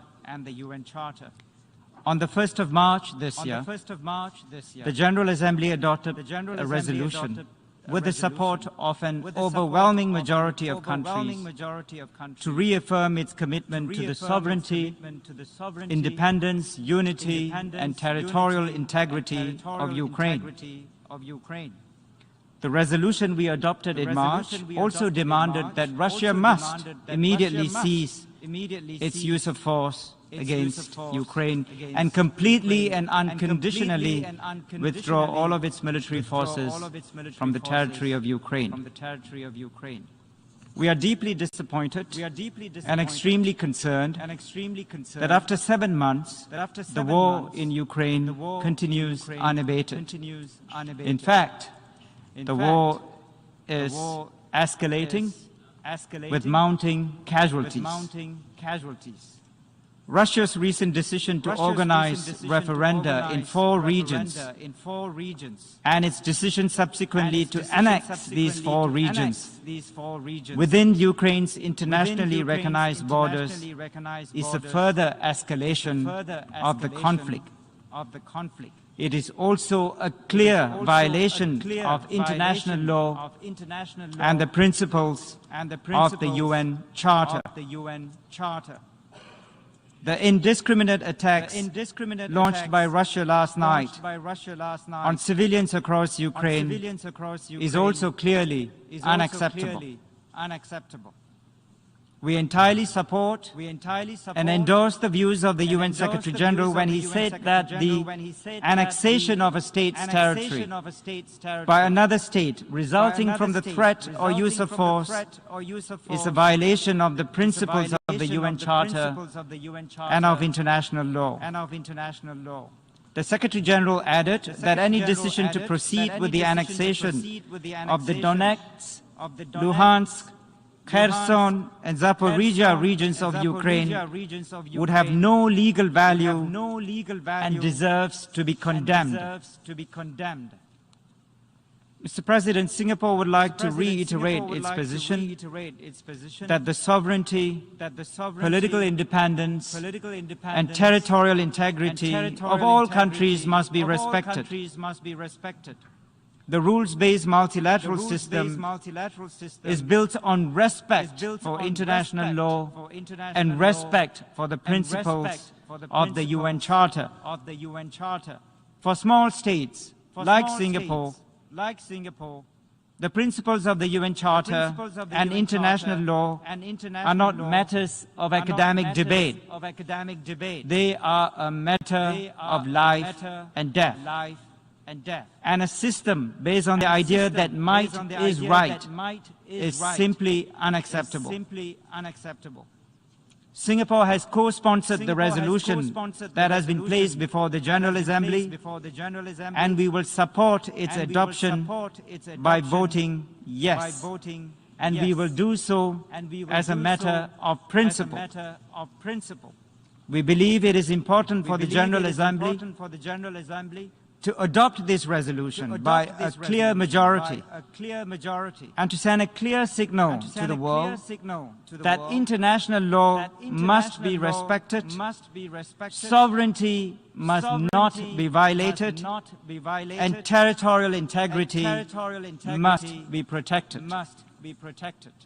Singapore would therefore like to urge all members of the General Assembly to vote in support of the resolution that has been placed before us today in the interest of upholding international law, upholding the principles of the UN Charter, and in the interest of upholding the rules-based multilateral system.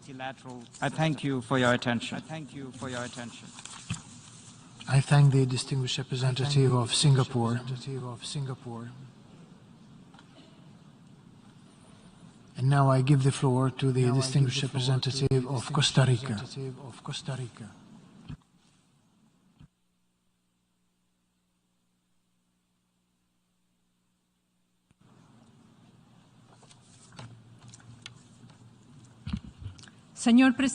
Mr. President, there is a reason why we are meeting at this time in the General Assembly and not in the Trusteeship Council.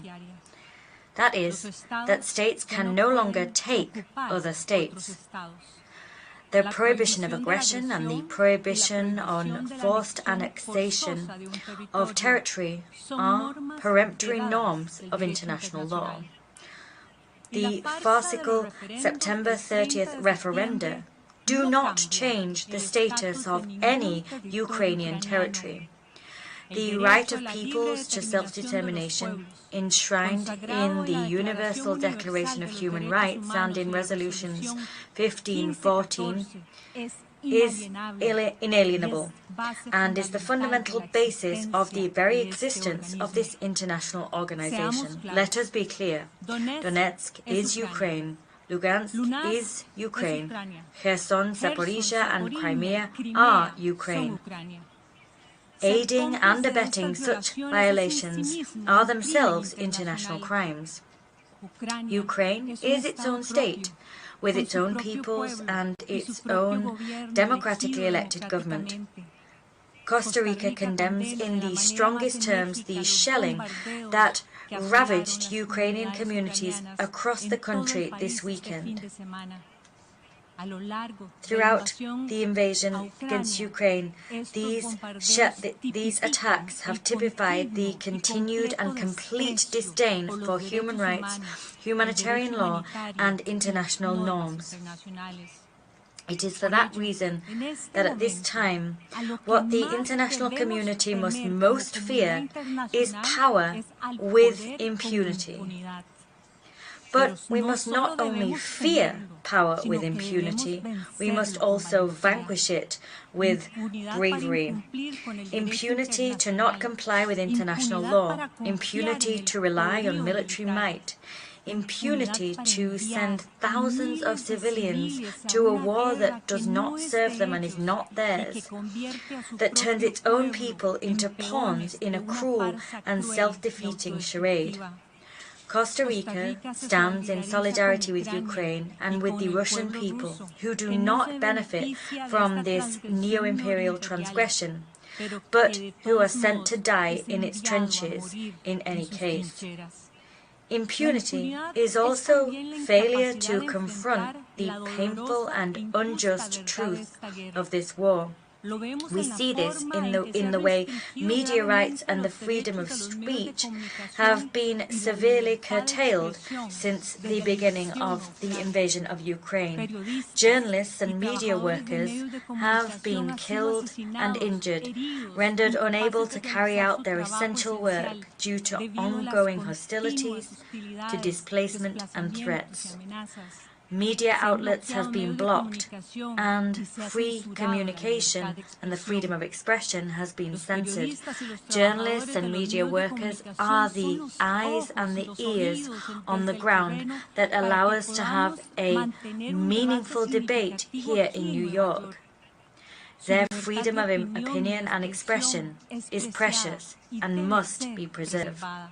Of course, freedom of expression is not the only human right to fall victim of this aggression. The recent reports of the UN Human Rights Monitoring Mission in Ukraine document thousands of civilians' deaths as well as the mass destruction of civilian infrastructure, summary executions, enforced disappearances, torture, sexual violence. There are many more offences that can be listed, but at this time, there are just too many to count. In 2022, we should not have to explain that the prohibitions of torture, the arbitrary deprivation of life, and of sexual violence are absolute in nature. Costa Rica calls upon all parties, no matter their affiliations, to comply with international law. Human rights violations must never be used as political means to an end, and when they are used as such, they must be documented, and the perpetrators must be held accountable. For this reason, Costa Rica stresses its support for the investigation being conducted by the ICC of war crimes in Ukraine. Threatening to inflict nuclear force typifies the impunity to which I referred. It is all the more outrageous that the use of nuclear weapons is threatened in an attempt to weaken resistance to this brutal invasion. Threatening to use nuclear weapons is also illegal.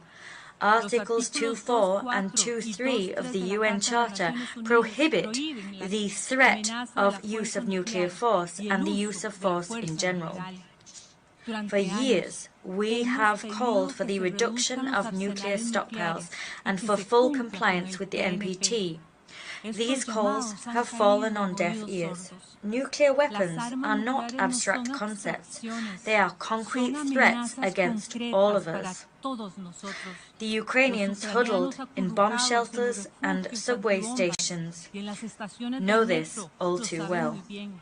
When will the rest of us understand this fact?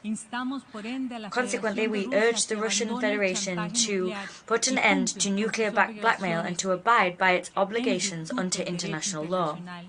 Mr. President, all wars are wars lost.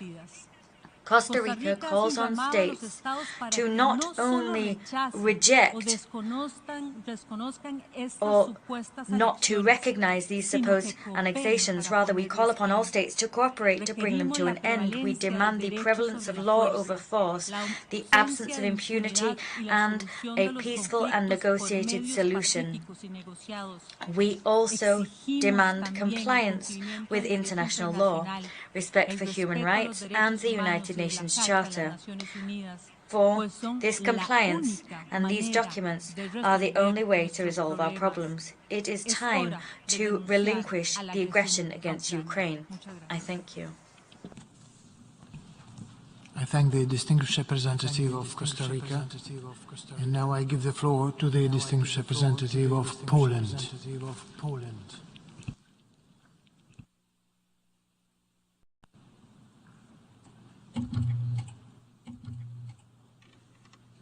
Mr. President, distinguished delegates, colleagues.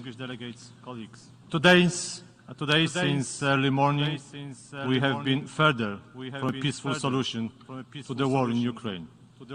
Massive Russian strikes against civilian infrastructure in multiple Ukrainian locations, justified by the spiteful Kremlin regime rhetoric of revenge, constitutes yet another grim chapter of escalation caused by the aggressor. We cannot remain indifferent to these unacceptable acts of terrorist nature. Mr. President, the Charter of the United Nations once again desperately needs our defense. This is why, one by one, big and small, we are taking the floor today, strongly declaring our commitment to the Charter's value. This is why we are reiterating our support for the sovereignty and territorial integrity of Ukraine. This is why we are condemning the latest blatant violation of the very core principle of international order is based on. The Polish position is clear. Sham referenda are evidently illegal. They cannot produce any legal effect, and they cannot lead into any binding action. A single vote in Security Council over a week ago managed to obscure this reality. Fortunately, in this chamber, there is no veto right. All members are equal and have identical power of one vote. Let us make a good use of it, even more so when the Russian Federation tried a moment ago to deprive us all from the freedom of speech and expression before the vote.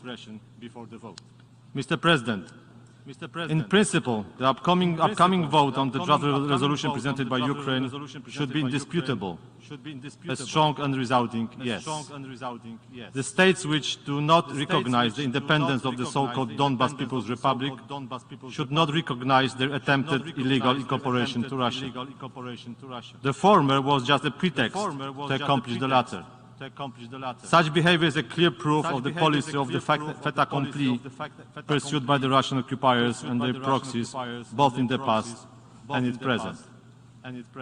Not condemning the attempted annexation means weakening the UN Charter and weakening the whole UN system. One cannot expect UN institutions to function efficiently if one votes not accordingly to the very foundation they were established upon. Those who undermine the Charter cannot at the same time expect that the UN system will deliver in the fields of such as peacekeeping, development, aid or humanitarian assistance, just to name the few. On the other hand, voting in favor of the proposed resolution is a much-desired sign of solidarity.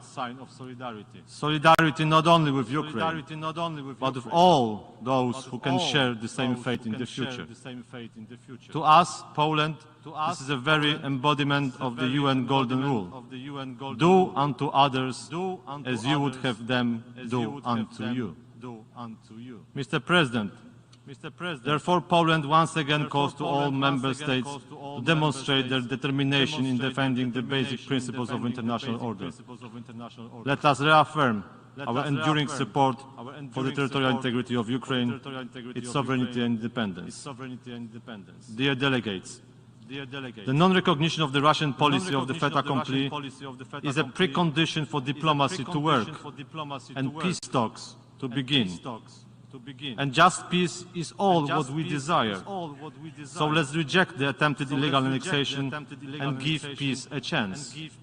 Let's demonstrate that we stand by the UN Charter. Let's close ranks and vote yes. Yes for the UN system. Yes for the international solidarity. Thank you.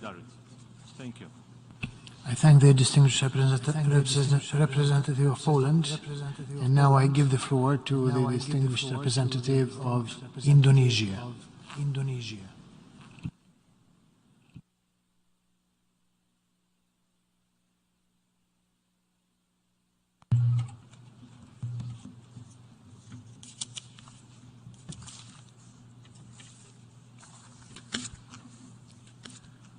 Mr. President, respect and adherence to international law, sovereignty, and territorial integrity are fundamental and a principled position for Indonesia. It is crystal clear for us that the settlement of disputes between countries must and can only be resolved through peaceful means in accordance to international law. Only genuine dialogue can bring lasting solution. War brings us nowhere. The war in Ukraine is evident that only death, destruction, and human miseries are winning. Events in the last few hours and days further confirms this. Therefore, we reiterate our call to stop the war. While we welcome the efforts of the Secretary General and of some countries to bring the parties to dialogue and to the negotiating table, the international community must work harder to ensure that peace prevails. We have to aggressively wage peace. Peace must be our ultimate aim and priority. Mr. President, as the war in Ukraine persists and its response takes hold, the number of casualties and refugees continues to surge. Moreover, the war has also caused far-reaching consequences. Billions of people, particularly the poor around the world, have become unintended victims of the war. Increasing costs of grain and fertilizer perpetuated by the war contribute to the worsening of global food, energy, and financial crisis. The Secretary General has referred to this as a one-in-a-generation global cost of living crisis, in which developing countries are disproportionately affected. It is not too late for us to choose an alternate path. Ending the war is the only way to save lives and to ease the suffering of innocents around the world. The unity of the General Assembly is needed more than ever in addressing the wider humanitarian impact of this war. Mr. President, the referendum of 4 regions in Ukraine not only violates the principle of the UN Charter and international law, it also further complicates effort to peacefully resolve the conflict. As the highest decision-making body of the United Nations, the General Assembly must resolutely demonstrate its political leadership, including in the outcomes and resolution it produces. We must ensure that the General Assembly do not only represent the political aspiration of the few. We must also avoid a take-it-or-leave-it approach. We therefore deeply regret that inputs calling to stop the war and for the immediate and peaceful resolution of conflicts in Ukraine failed to be reflected in the final draft of today's resolution. We remain convinced that lasting peace can only be achieved on the negotiating table. We should not let efforts to finding a peaceful solution be held back by divisions and distrust. Indonesia stands ready to engage constructively, including through promoting a conducive environment for peace. I thank you, Mr. President. I thank you, Mr. President. I thank the distinguished representative of Indonesia, and I give the floor to the distinguished representative of Malta.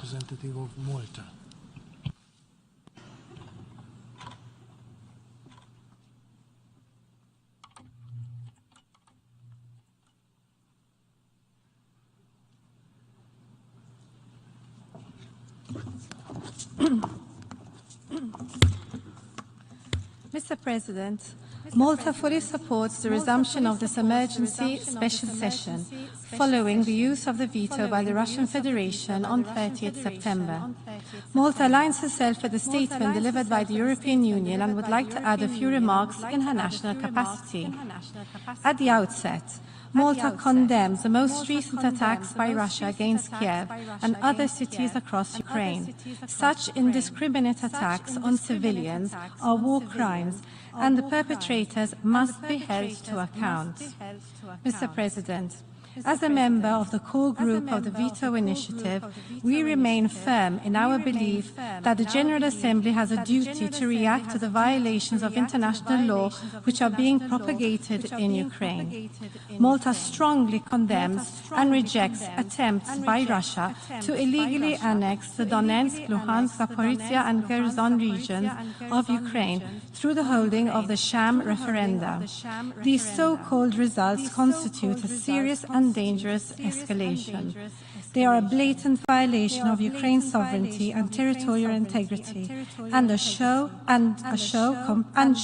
complete disregard to the fundamental principles of international law. The UN Security Council is entrusted with the maintenance of international peace and security. This is a responsibility it cannot shirk. The use, or rather the abuse, of the veto by the aggressor in an attempt to consolidate such acts is reprehensible. It is something that the rest of the UN membership must strongly reject. As incoming members of the Security Council, we stand committed to safeguarding these principles. Equally reprehensible is the rhetoric and threats concerning the use of nuclear weapons. Together, we need to reaffirm our steadfast commitment to the rules-based international order. We must act in a decisive and unequivocal manner to protect the UN Charter. This is our collective responsibility. We urge all member states to vote in favor of the resolution we have in front of us today. It is concise and to the point, and addresses recent developments in a factual manner. The costs of the war in Ukraine have reached far beyond Europe and are being felt worldwide, most acutely when it comes to the unfolding food and energy crisis. Mr. President, today, the General Assembly has the opportunity to send an important message to the world that the violation of international law and the sovereignty of states is not tolerated. These are the principles the founding members of the United Nations had agreed to 77 years ago.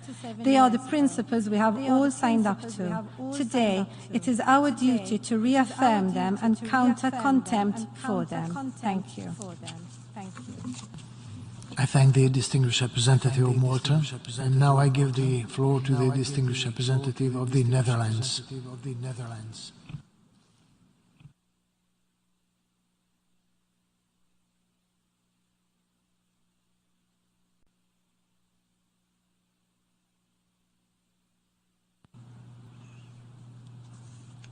Thank you, Mr. President. The Kingdom of the Netherlands aligns itself with the statement just made by the European Union. And I thank you, Mr. President, for reconvening this emergency special session, for recognizing that these are not ordinary times. Mr. President, we are here nearly 8 months after Russia unleashed its war of aggression against Ukraine. 8 months since this assembly demanded that the Russian Federation, and I quote, immediately, completely and unconditionally withdraw all of its military forces from the territory of Ukraine within its internationally recognized borders. 8 months that have brought hardship and food insecurity to people across the globe, plunging millions of the world's most vulnerable into hunger and poverty.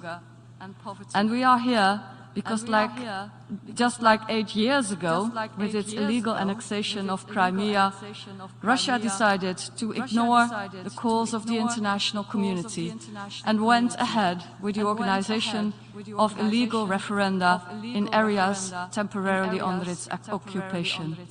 Russia did what the Secretary General warned not to do, and proceeded with the illegal annexation of Ukrainian territory. And I want to state clearly, the Kingdom of the Netherlands will never recognize the sham referenda and the attempted illegal annexation of Ukrainian territory. Crimea, Kherson, Zaporozhye, Donetsk and Luhansk are Ukraine. The Kingdom of the Netherlands stands firmly with Ukraine and will continue to provide support for as long as it takes, as we will continue to support people all over the world who are suffering the effects of this war indirectly, from hunger and poverty to economic instability. Also for this suffering, we must hold Russia to account. Mr. President, it is up to us, the Member States of the United Nations, to stand firm for the principles we laid down in the UN Charter, to make clear that might is not right, that all of us are bound by the same fundamental principles, and that a veto does not provide a blank check. Our international rule book is no longer just in jeopardy, it has been trampled by a permanent member of the Security Council. This is something none of us should accept. So today's meeting is about defending the principles of this international rule book and the Charter, about protecting the legal frameworks aimed at securing peace, justice and human rights. Those responsible for violating the Charter and for committing atrocities must be held to account. The Kingdom of the Netherlands, with The Hague as the legal capital of the world, feels a special responsibility in this regard. And we will not waver in our efforts to achieve justice for those who suffer from sexual violence, deportation, torture and random killing. Mr. President, in conclusion, this is a war of destruction. Destruction, as we have sadly seen again early this morning with horrific missile strikes on cities across Ukraine, including the capital Kiev, targeting innocent civilians and civilian infrastructure, which we condemn in the strongest terms. As you just stated, Mr. President, the fighting must stop.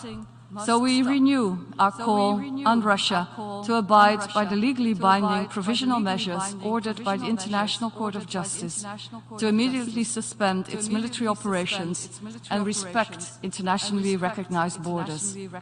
As I said at this same place 7 months ago, this war needs to end, and it needs to be ended by those who started it. I therefore call on all UN member states to vote in favor of the resolution, to vote to respect the territorial integrity of our fellow UN member state Ukraine, and to vote to defend the principles of our own Charter. I thank you, Mr. President. I thank the distinguished representative of the Netherlands. And now I give the floor to the distinguished representative of Luxembourg.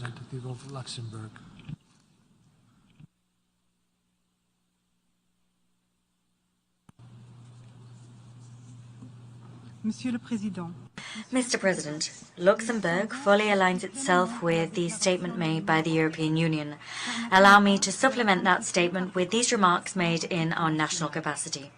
I wish to reaffirm the full solidarity of Luxembourg with the government and people of Ukraine. Luxembourg condemns in the strongest terms the Russian aggression against Ukraine. We condemn the deadly missile attacks that were launched by the Russian Federation against civilians in Kiev and other Ukrainian cities. The atrocities committed by Russian armed forces in Ukraine may constitute war crimes and crimes against humanity. We must do everything in our power to hold perpetrators accountable and to bring justice to victims. Luxembourg also condemns the attempted illegal annexations of the Ukrainian regions of Donetsk, Luhansk, Kherson and Zaporozhye by Russia. These regions, like Crimea, constitute an integral part of Ukrainian territory within its internationally recognized borders. As a result of the Russian veto during the vote held on 30th of September, the Security Council was once again unable to take the decisions necessary to shoulder its primary responsibility for the maintenance of international peace and security. Mr. President, I thank you for resuming this emergency special session of the General Assembly. This is a meeting which allows all member states of the United Nations to speak on a subject which is of concern to us all, that is the respect of the United Nations Charter and of international law. Faced with the Security Council's paralysis, it is now up to the General Assembly to rally for an international order based on the rule of law and not on the principle of might is right. The illegal annexation orchestrated by Russia and the sham referenda that preceded it constitute a flagrant violation of the United Nations Charter and of the sovereignty and territorial integrity of Ukraine. In these very difficult times, we cannot recall often enough the text of Article 2.4 of the Charter. All members shall refrain in their international relations from the threat or use of force against the territorial integrity or political independence of any state, or in any other manner inconsistent with the purposes of the United Nations. The Secretary-General expressed his view unequivocally. Any annexation of the territory of one state by another state as a result of the threat or use of force constitutes a violation of the principles of the United Nations Charter and of international law, and any decision taken by Russia to move to the annexation of the regions of Donetsk, Luhansk, Kherson and Zaporozhye has no legal value and must be condemned. It has no place in the modern world. Luxembourg co-sponsored and will vote in favor of the draft resolution of the General Assembly entitled Territorial Integrity of Ukraine, Defending the Principles of the UN Charter. It is a concise and targeted text which is the fruit of a transparent process, and Luxembourg calls upon all states who hold dear the respect of the United Nations Charter and of international law to support this draft. What's happening today to Ukraine can happen in other countries tomorrow if the perpetrators of this aggression are not held accountable for their acts, and if there is no resolute and united response from the international community in the face of this flagrant violation of the territorial integrity of a sovereign nation. I thank you.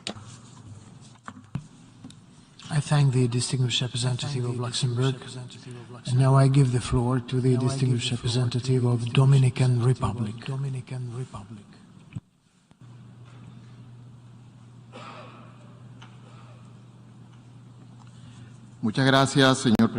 Thank you very much, Mr. President. The Dominican Republic reiterates its commitment to the principles and values enshrined in the United Nations Charter, to accept and to see almost normalized an international landscape in which the United Nations Charter is consistently violated is a source of grave concern. Violations of the United Nations Charter produce one thing only: suffering and human desperation. In his recent statement before the general debate of this General Assembly, our Minister for Foreign Affairs stated the following: unfortunately, events such as the invasion of Ukraine by Russia have created not only dismay at the loss of human life, but also have created a dangerous spike in hunger in several regions. several of these far removed from the conflict zone, end quote. The recent events in this conflict confirm that far from letting up, this conflict threatens to expand, and worryingly, increasingly spaces for dialogue and the negotiation of a peaceful solution to the conflict are narrowing. This began to occur once Russia moved to decree the annexation of territories that are part of Ukraine, and once it declared that any negotiation would not include Russian recognition of Ukrainian sovereignty over the annexed territories. For the Dominican Republic, as must be the case for the vast majority of member states of the United Nations, having to discuss this issue is painful, particularly because what we are discussing is a situation which involves the violation of human rights in general, a situation which more directly affects the people in the area of the conflict unleashed by the Russian military aggression against Ukraine, but a situation which, moreover, places the entire world on the brink of disaster. In this tragedy, what is most difficult to endure is the violation of human rights and the fact that the Security Council has found itself unable to act because it does not have a safeguard which allows it to condemn these human rights violations. This situation has been declared as an abuse of the right of veto. As such, we have no other alternative than to use this General Assembly to appeal to the common sense and good conscience of the parties involved, to negotiate a peaceful solution to the conflict, to respect the principle of sovereignty and territorial integrity of states, and to guarantee the respect of human rights in their entirety. Many thanks indeed, Mr. President. I thank the distinguished representative of the Dominican Republic. And now I give the floor to the distinguished representative of Albania.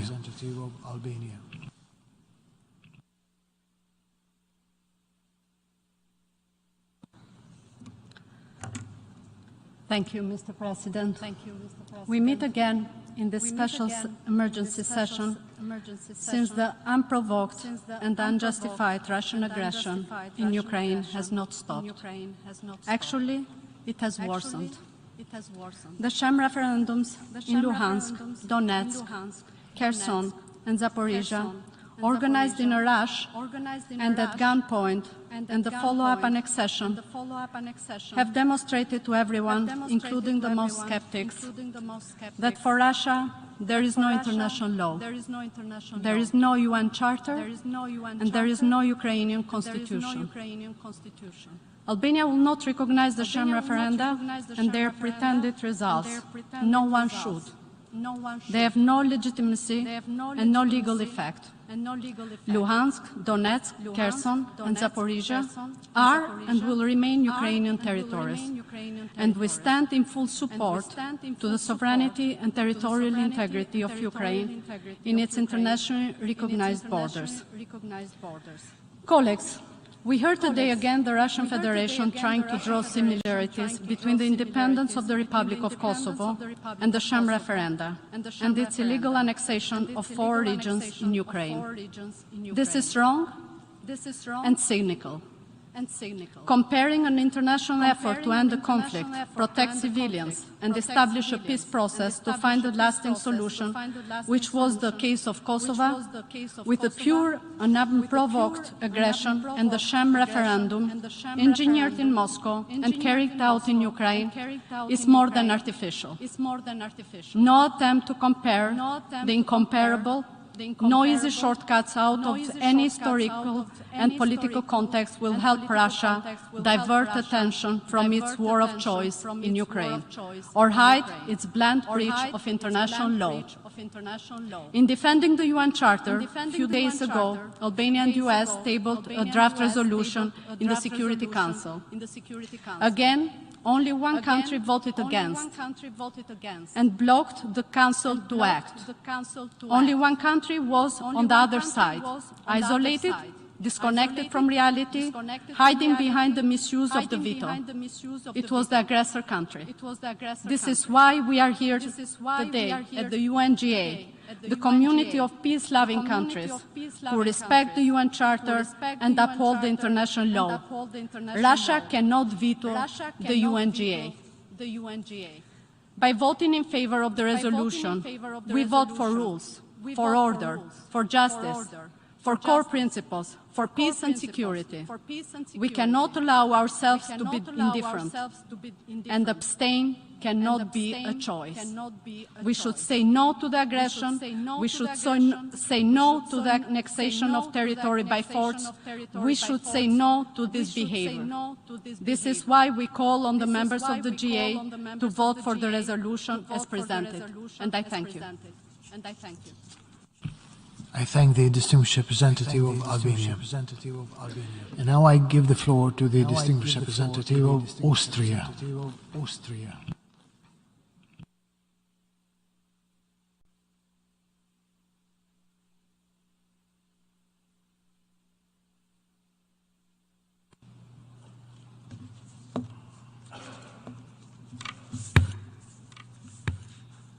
Mr. President, Austria aligns itself with the statement delivered by the European Union. Excellencies, dear colleagues, we meet here today to discuss yet another attempt by the Russian Federation to undermine the sovereignty and territorial integrity of its neighbor, Ukraine. An attack on one nation, but also an attack on the United Nations Charter, on international law, on the foundations that have guided the relations between states for over 7 decades. The Secretary General has made it crystal clear this is a matter that concerns us all. These annexations cannot be reconciled with the international legal framework. They flout the purposes and principles of the UN Charter. They must not be accepted. I would like to thank the Secretary General and the President of the General Assembly for their very clear statements in defense of the UN Charter and the sovereignty of Ukraine. No state can stand on the sidelines while the basic principles of our legal order are undermined. Do we want to live in a world where might prevails over the rule of law? I don't think so.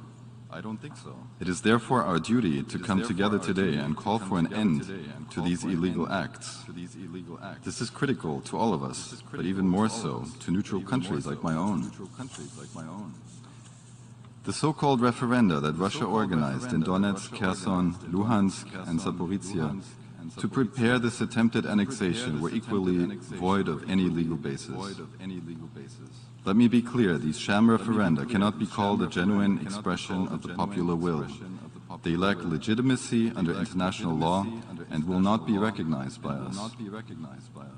There's also another reason why we meet today. The fact that the Security Council was yet again unable to act on this matter because Russia used its veto power. For the past few months, the Council has been unable to act on what is undoubtedly the biggest threat to international security in decades. It is thereby failing to implement its mandate. Resolution 76/262, the so-called veto initiative, was explicitly passed this year to address such situations, and we welcome the report that the Security Council submitted to this debate today. I would like to reiterate our call that the failure of the Security Council to act in such grave situations is a predicament that needs to be discussed. The new agenda for peace of the Secretary General will be an opportunity to do so. But until then, the General Assembly needs to continue to step up. It is clear what needs to be done. The General Assembly must send a strong signal that the world does not accept this blatant breach of the Charter. It must make clear that the so-called referenda were illegal, that the annexation does not have any legal basis, and that it must not be accepted, not even implicitly. This is exactly what the resolution presented to the Assembly proposes. It has been consulted with all regional groups in a transparent and inclusive manner. We will therefore vote in favor and encourage all of you to do the same. I cannot close without referring to the suffering that this war has caused in over 7 months. Thousands of civilians have been killed. Millions of people had their lives and livelihoods uprooted. The Russian attacks against civilian infrastructure in Kiev and other parts of Ukraine in the past days are utterly unacceptable and must stop. The protection of civilians is not a choice, but a duty under international law. We have seen reports of unimaginable horrors. In Bucha, Mariupol, in Izium, previously peaceful cities that have now become associated with war crimes, torture, rape and mass killings. These crimes must be investigated and perpetrators held to account. We fully support all efforts to do so, including by the ICC and the Commission of Inquiry based in Vienna. The senseless Russian aggression has plunged the whole world into peril. Food shortages, soaring energy prices, and nuclear blackmail serve Russia's sole purpose of trying to subdue its neighbor, with devastating consequences for the most vulnerable nations. And let me say one word on the threat of nuclear weapons. A nuclear threat is a clear violation of the principles of the UN Charter. This is completely unacceptable. Austria categorically rejects any and all nuclear threats, irrespective of the circumstances. This underscores the urgency of progress, also on nuclear disarmament, and of moving away from the nuclear deterrence paradigm. Mr. President, we call on Russia once again to stop this war, withdraw its troops from the whole territory of Ukraine, and end the bloodshed. There must be a return to meaningful negotiations and a sustainable, negotiated solution. This is the only path to peace. Austria stands in full solidarity with Ukraine, the Ukrainian government, and the Ukrainian people. And colleagues, we once again call on all of you to vote yes on the General Assembly resolution to be adopted at the end of this debate, to defend the Charter, to defend international law. I thank you. I thank the distinguished representative of Austria, and now I offer the floor to the distinguished representative of Liechtenstein.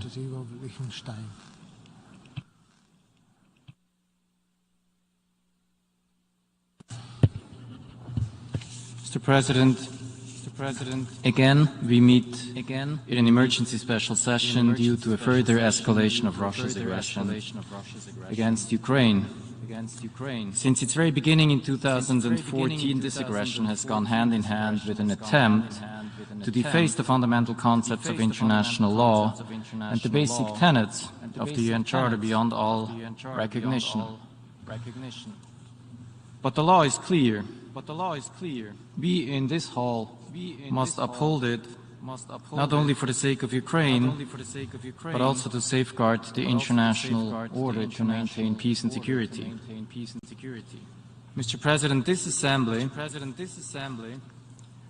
unanimously agreed on a definition of aggression in 1974 at the height of the Cold War. The very first of the acts listed in that definition is, I quote, the invasion or attack by the armed forces of a state of the territory of another state, or any annexation by the use of force of the territory of another state or part thereof, end of quote. Russia's attempt to forcibly annex Ukrainian territory is thus the latest constitutive act of aggression, for which international law provides for individual criminal responsibility. Responsibility that falls on the Russian leadership. It is incumbent on us in this hall to ensure such accountability for the sake of justice, but also critically for future deterrence. This is why we, as many others, advocate for a special tribunal for the crime of aggression. We appeal to all states to join this effort in our common interest to maintain internationally agreed borders and avert future aggression. Mr. President, in its attempt to deny the reality of its aggression, Russia violates the foundational precepts of international law and of the UN Charter. It violates the prohibition of illegal use of force in the most brazen manner. It undermines the principle of territorial integrity, which is of vital importance for the maintenance of international peace and security. And it makes a mockery of the right of self-determination, which allows people to freely determine their political status. Russia's attempt to fabricate election results through blackmail and intimidation, and the use of illegal so-called referenda to justify the redrawing of Ukraine's internationally recognized borders by force, evokes the worst memories of colonial oppression and imperialism. Mr. President, these violations are not simply improvisational tactics, they are the latest example of a well-known playbook. In 2014, when Russia attempted to annex Crimea, it also sought to justify its aggression through a sham referendum. In Syria, as in Chechnya before, its relentless targeting of civilians goes hand in hand with support for so-called strongmen through rigged elections and elimination of political opposition. Russia seeks to construct an alternative reality based on disinformation, distorting our shared norms and values, while claiming to invoke them. We must collectively resist this attempt and speak truth to brute force. Mr. President, this Assembly will soon vote on a text that condemns the illegal attempt to annex parts of Ukrainian territory, a continuation of Russia's aggression against Ukraine. Our consideration of this text is also an opportunity for Member States to again speak up in defense of the Charter of the United Nations of territorial integrity, the sovereignty of states, genuine self-determination and the rule of law. We therefore hope that all of you will join us in voting in favor of this resolution. I thank you. I thank the distinguished representative of Liechtenstein, and now I give the floor to the distinguished representative of Switzerland.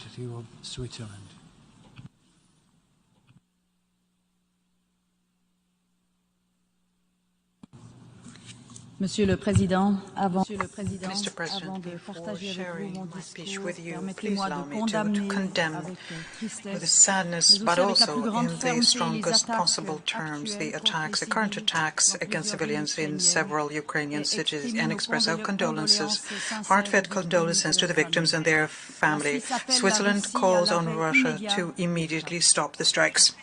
Mr. President, today we are meeting again for a special emergency session to consider a draft resolution called Territorial Integrity of Ukraine, defending the principles of the Charter. In normal times, we should have never found ourselves here discussing or even voting on such a draft resolution, because this is not a matter that is obvious, respect for the territorial integrity of any country, but it is also a fundamental principle of the UN Charter and of relations between member states. We are therefore here to reaffirm the values and principles of our Charter and to call for respect for international law. An international order, which is rules-based, is of great importance for small and medium-sized countries such as Switzerland and the absolute majority of states in this Assembly.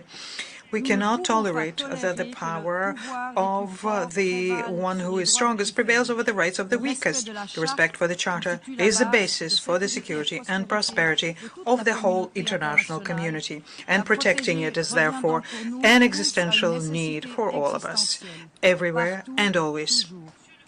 Mr. President, more than 7 months after the beginning of Russia's military aggression against Ukraine, we are confronted with a new serious violation of international law. Namely, annexation of Ukrainian territory by Russia violates the territorial integrity and sovereignty of Ukraine. Switzerland does not recognize the integration of Ukrainian territories into the Russian Federation, and we call on Russia to de-escalate and to withdraw its forces completely and immediately from Ukrainian territory. Mr. President, in addition to the direct effects of Russia's military aggression, the consequences of this conflict are felt across the world. And this is in a situation where the world needs unity to face the huge challenges ahead. The effects are also felt here, in this building and in this very hall, not only in sessions like the one we are attending today, but also more generally speaking. They manifest themselves in tensions, divisions, and growing polarization among member states. And these tensions threaten the necessary compromises, the compromises we need to move forward and to find solutions. And therefore, these tensions threaten us all. We note with concern some fears, according to which calling for respect for international law and holding violators accountable could be unfavorable to de-escalation and the search for solutions.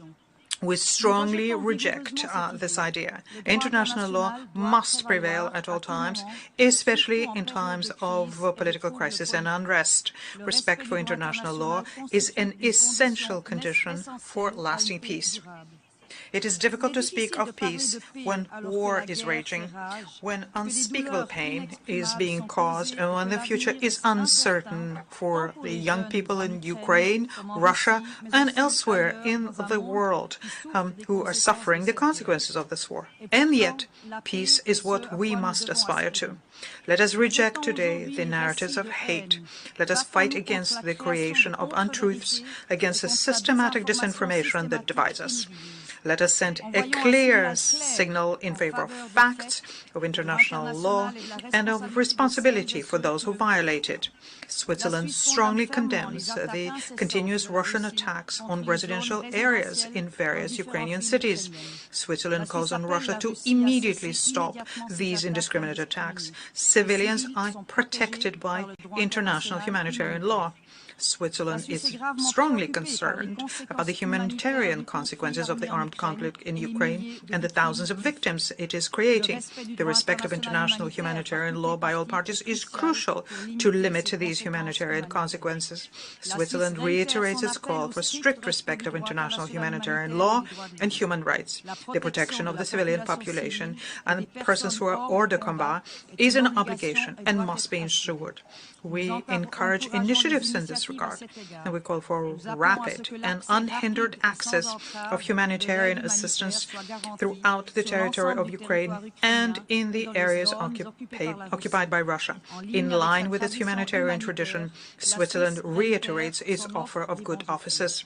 In this spirit, Switzerland also expresses, as is stated in the operative paragraph 7 of the resolution under consideration, its strong support for the efforts of the Secretary General to de-escalate the situation. The United Nations has a unique and universal platform for dialogue and cooperation if we, member states, remain united in defending its values and principles. Mr. President, Switzerland is a neutral country. Neutrality makes us refrain from providing military support, but neutrality does not prevent us from mobilizing for international law, for international humanitarian law, for the United Nations Charter and its principles. All of us in this hall have a collective responsibility to defend what unites us, what unites the United Nations. Therefore, Switzerland supports and co-sponsors the draft resolution proposed by Ukraine and calls on all member states to do the same. I thank you very much. I thank the distinguished representative of Switzerland. And now I give the floor to the distinguished representative of the United Kingdom.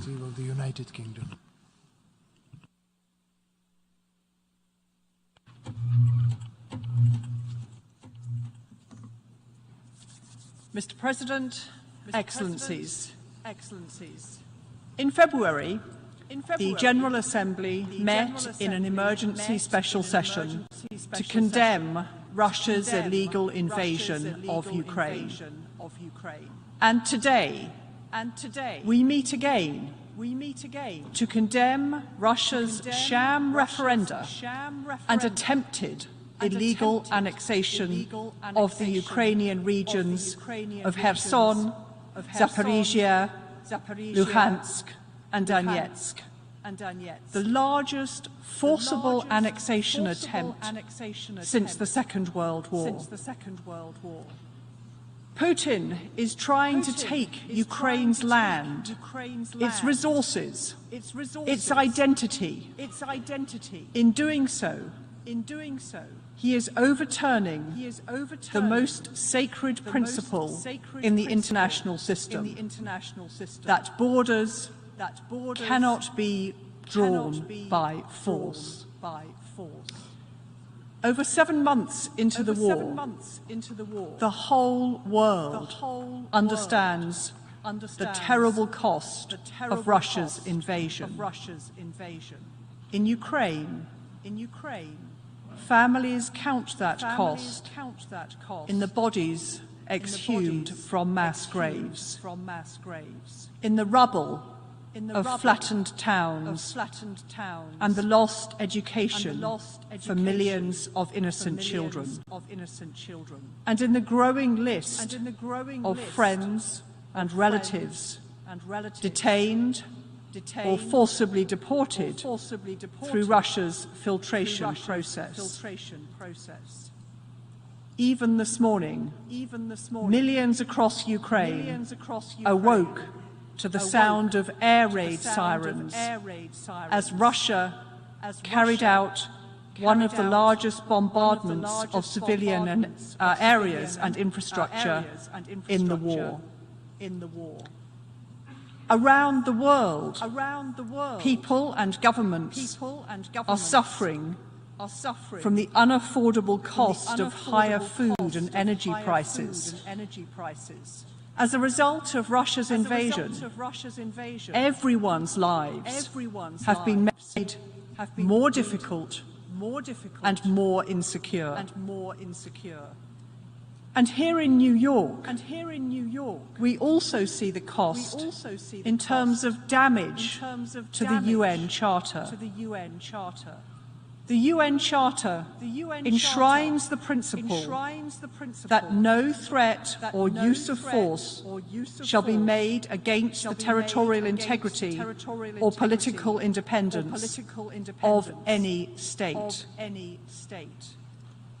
We have no way to resolve disputes or achieve the fundamental goals of the UN if we concede this principle. If any rogue head of state can, by force or fiat, change the borders of another UN member, this Assembly's call on Russia since the start of its illegal invasion has been simple. End this war and withdraw from Ukraine. For the sake of Ukraine, Russia, and the entire UN membership, we reiterate this call today. We call on Russia to end the war and honour the UN Charter. Colleagues, at the end of this debate, we will have an opportunity to vote on a resolution to condemn Russia's so-called referenda and illegal annexation. We urge everyone here to vote in support of international law, the sovereignty and territorial integrity of all states, and the UN Charter. We urge all members to vote yes on the resolution. I thank you. I thank the distinguished representative of the United Kingdom, and now I give the floor to the distinguished representative of Mexico.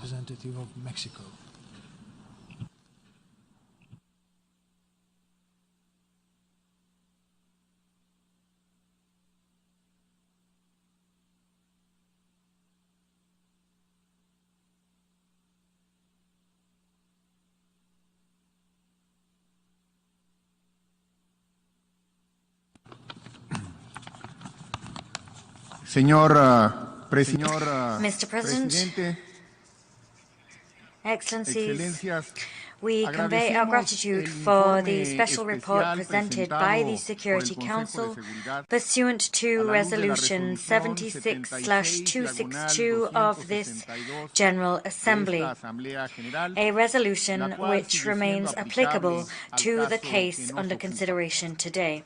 Once again, a veto in the Security Council brings us together in this Assembly. This was the veto, as has been said, used by the Russian Federation on the 30th of September during the vote on the draft resolution S/2022/720 on the so-called referenda held recently in Ukrainian territory in the regions of Donetsk, Luhansk, Kherson and Zaporozhye, with a view to their subsequent annexation. Mexico voted in favor of that draft resolution as an elected member of the Security Council, and we will do the same in this General Assembly. And this position is grounded in our unwavering commitment to and support for stringent compliance with international law, in particular with the principle of the prohibition of territorial expansion through the use of force or through other actions inconsistent with the Charter of the United Nations. As we have stated since the day Russia's invasion of Ukraine was confirmed last February, Mexico, as an independent country, has been a victim of 4 military invasions, and, as a consequence of one of them, it lost around half of its national territory. As such, Mexico cannot, under any circumstances, allow another country in its turn to fall victim of this type of acts of aggression. In recent weeks, we have seen the emergence of the idea that there is an apparent tension between the right to the self-determination of peoples and states' right to territorial integrity. It is as if we were talking about dichotomous notions, and as if the international community were forced to prioritize one over another. For my country, there is no such dilemma. If we understand international law as a system in which these principles are applied according to the criteria and conditions unique to specific situations, there is no place for false dichotomies, and far less for interpretations which allow one of these principles to be invoked in open violation of the United Nations Charter. The above was clearly established in Resolution 2625 of the General Assembly. This resolution states that the enjoyment of the right to self-determination cannot be construed, and I quote, as authorizing or encouraging any action which would dismember or impair in whole or in part the territorial integrity of sovereign and independent states. End quote. In sum, this norm of international law, which is grounded in the United Nations Charter itself and which has been endorsed so strongly by the General Assembly and by the Security Council, as well as by the jurisprudence of the ICJ, means that the so-called referenda held in the occupied territories in Ukraine lack all legal validity. Furthermore, the fact that this exercise was conducted in a territory enduring a military invasion means that any expression of popular will here is null and void. Mexico defends the sovereignty, the national unity, independency and integrity, territorial integrity of Ukraine within its internationally recognized borders. And we have done just that since the very beginning of this war. Any attempt at territorial annexation constitutes an escalation of the armed conflict, including a nuclear threat or nuclear accident. Insofar as there is no delineation of a secure perimeter around the nuclear power plant of Zaporozhye, and insofar as there are no guarantees given for the safety of any other, the recent attacks on civilian infrastructure, which run counter to international humanitarian law, worsen day by day the seriousness of the conflict and increase the costs of the war borne by civil society. Against this backdrop, it is not only necessary but rather urgent to see the continuance of the efforts of the Secretary General and of other possible international actors capable of convening a truce, efforts that is to encourage dialogue, to resume diplomacy, and to find political pathways that can put an end to the war, as my country has proposed time and time again. I conclude by undoubtedly expressing agreement with the majority of states here present regarding the importance that the General Assembly speak out clearly regarding the cause of this emergency special session. It is not possible through a veto to eliminate nor to discredit the edifice of legal rules and institutions that we have built collectively within our organization. The rules and institutions whose only purpose is to ensure the peaceful coexistence of nations of the world. The ill-titled right of veto has been present in the discussions of this General Assembly since the very inception of the United Nations. It is time to find a collective and systematic solution to restrict the use of the veto in specific circumstances. We invite delegations that have not yet done so to consider the Franco-Mexican initiative ensuring the voluntary suspension of the veto in the case of mass atrocities, and we encourage these delegations to sign it.